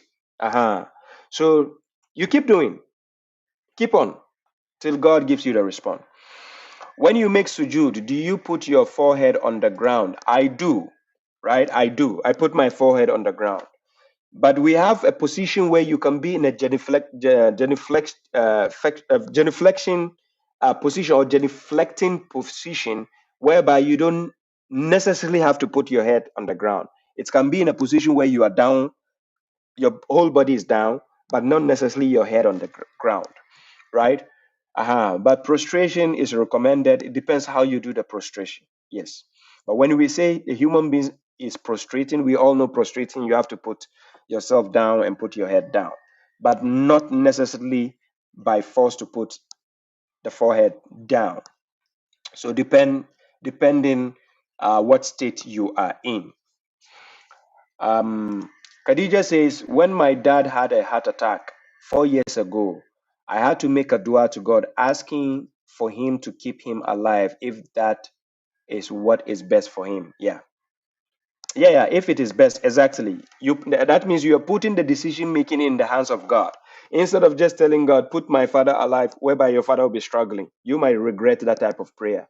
So when you put that condition in the hands of God, it means God is the one to make the decision finally. So if God feels like he staying alive is the better option, he will let him stay.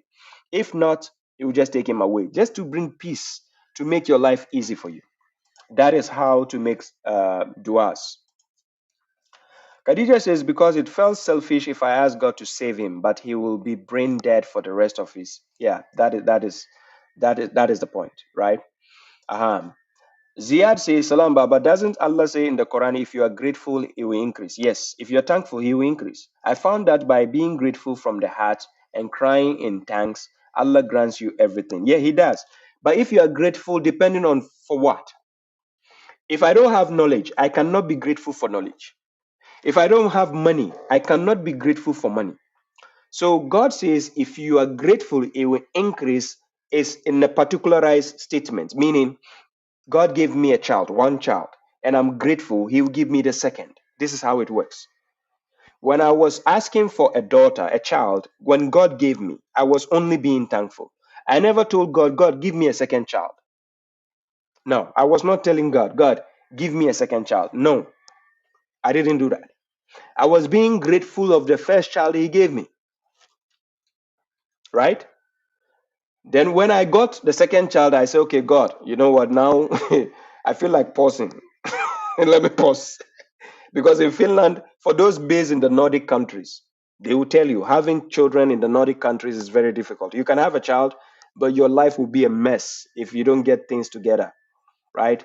Because in the Nordic countries, you have to, how will I say, there's nothing like your sister, your father, your aunt coming to help out. Everybody is busy on their own, right? So sometimes if you don't have this family planning in the bed position, you're going to struggle. And in the Nordic country, it means all your life savings will go to your kids. Yes. So there are ways to do that, right?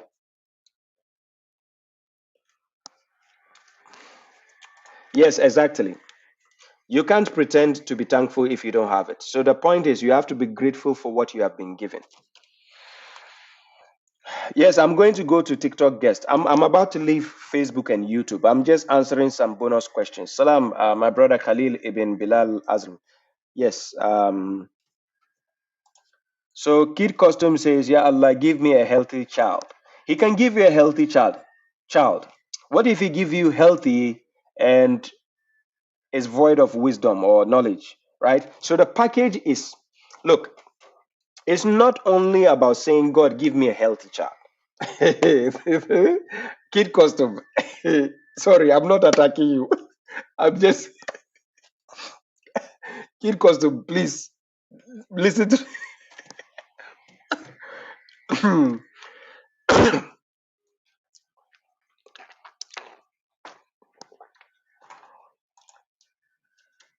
okay. Ziad Kid Custom. There's a way to do the dua. Don't specify one thing, right? Unless if you're talking about righteousness, you can tell God, give me a righteous child. But when it comes to the health part, the knowledge part, and other things, these are things you put in the hands of God. Then you tell him to make the best decision for you, to decide for you the best child you can have. You see, when you tell God, God, I need a healthy child, the healthy child can come, but Kid Custom, can you imagine the energy kids have when they are very healthy? Do you imagine the energy? I swear to God, you cannot sleep. When your kid is 100% fit and healthy, you'll be telling God, God, why? Why did you give me too much? This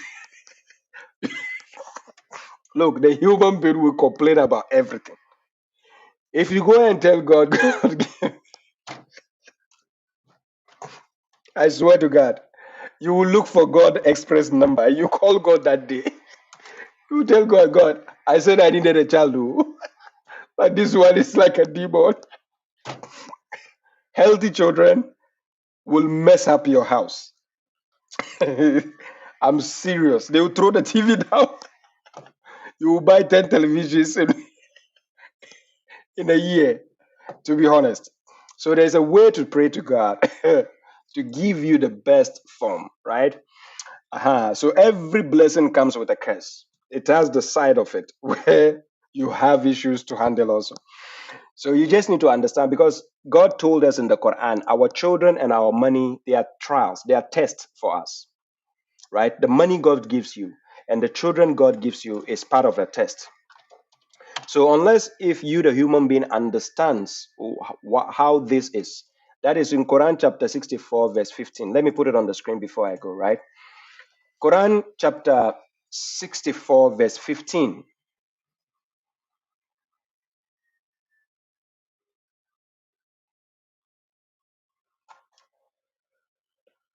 Yes, Jasmine, I'll get back to you, right? If you're watching, I'll get back to you on this message when I'm free, God willing. So your wealth and your children are only a trial, and with God is a great reward, right? So if you understand the trial God has put into your wealth and children, you need to understand this. If you understand the trials God put into your wealth and children, look, I swear to God, sometimes you don't have money, right? Nobody comes to you when you don't have money. Nobody. As soon as you get money, bang, you have 1,000 euros. That is when you have about 3 people asking for help. Yes, to be honest, I'm telling you. That is when family members will start asking you for help. And then you keep wondering, how did they know I just got some money? Who are they, witches or wizards? It's part of the test. So your wealth is a trial. Same goes with your children. You have the children, sleepless nights, talking. Look, sometimes my kids, I lose my nerves. But sometimes I just laugh through it. Sometimes they are fighting for no reason. My daughter can tell me, look, she said, look, Salim is looking at me. And I say, if he looks at you, so what? She said, but I don't want him to look at me. I'm like, oh my God. He's your brother. He's looking at you. What is wrong? She said, yeah, but I hate it. He should stop looking at me. And I said, is it something you have to fight over? I'm serious. We can take like 30 minutes to 1 hour. And this is the fight I'm trying to disengage. Just this fight. It's not like somebody took somebody's money. They are fighting because Salim is looking at her. Or maybe the toys that Salim doesn't want to play with it anymore. His sister wants to take it to just play, and he gets angry to go and hit her. He said, why did you take my toy? And I'm like, but Salim, you are not using the toy. And this is the kind of fight I have to disengage also. Seriously. So imagine, right?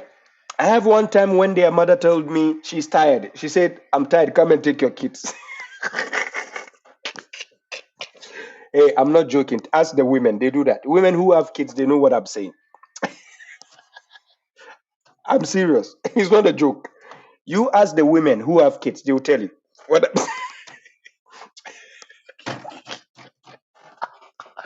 There are times even their mothers give up because it is not like they don't need the kids in real life. They need them, but you will lose your brain.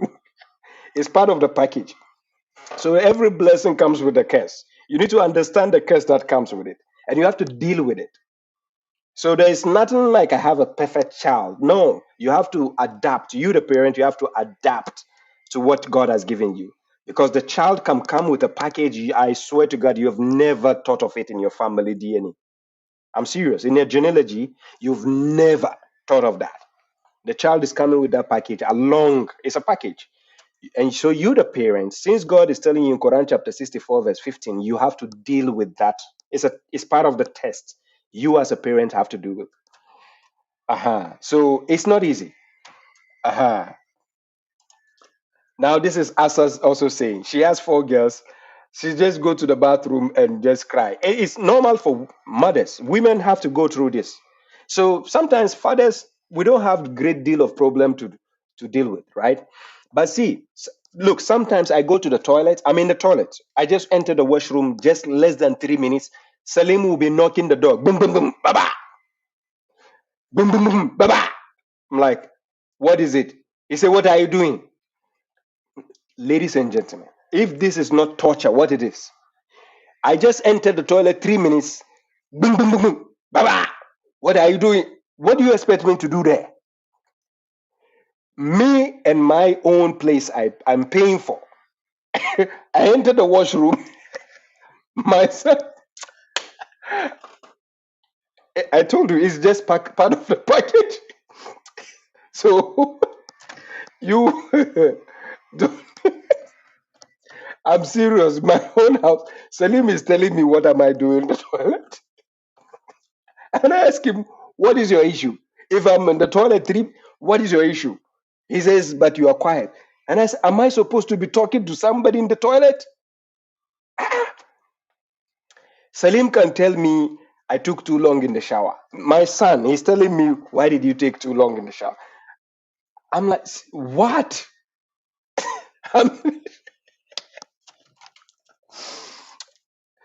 Sometimes they tease me. When people call me, yes, they tease me. Yeah, my daughter sometimes she gets a bit like she said, why do people call you so much? Yes, my daughter sometimes she criticizes me, but I do have special times for them, right? I have my own times and I have special times, so they understand that. They do understand that. So I make them understand that. You see? Yes. Aram says my youngest used to cry. Now, guys, you need to understand this comes with the package of having wealth and children. If you have children, expect this. It doesn't mean your child is fully a curse. There's a blessing and the curse that comes with it. The curse is meaning, when I say the curse, I'm not saying the child is cursed, but I'm saying the curse meaning that the trauma, the trials you have to go through, the stress as a parent. So it is not just all blissful. You think, oh, I have a child and everything is blissful. They listen to everything I say. And no, that's not how it is. Yeah. Kid Custom says, guys, don't scare me. We are not scaring you. We are telling you the bitter truth.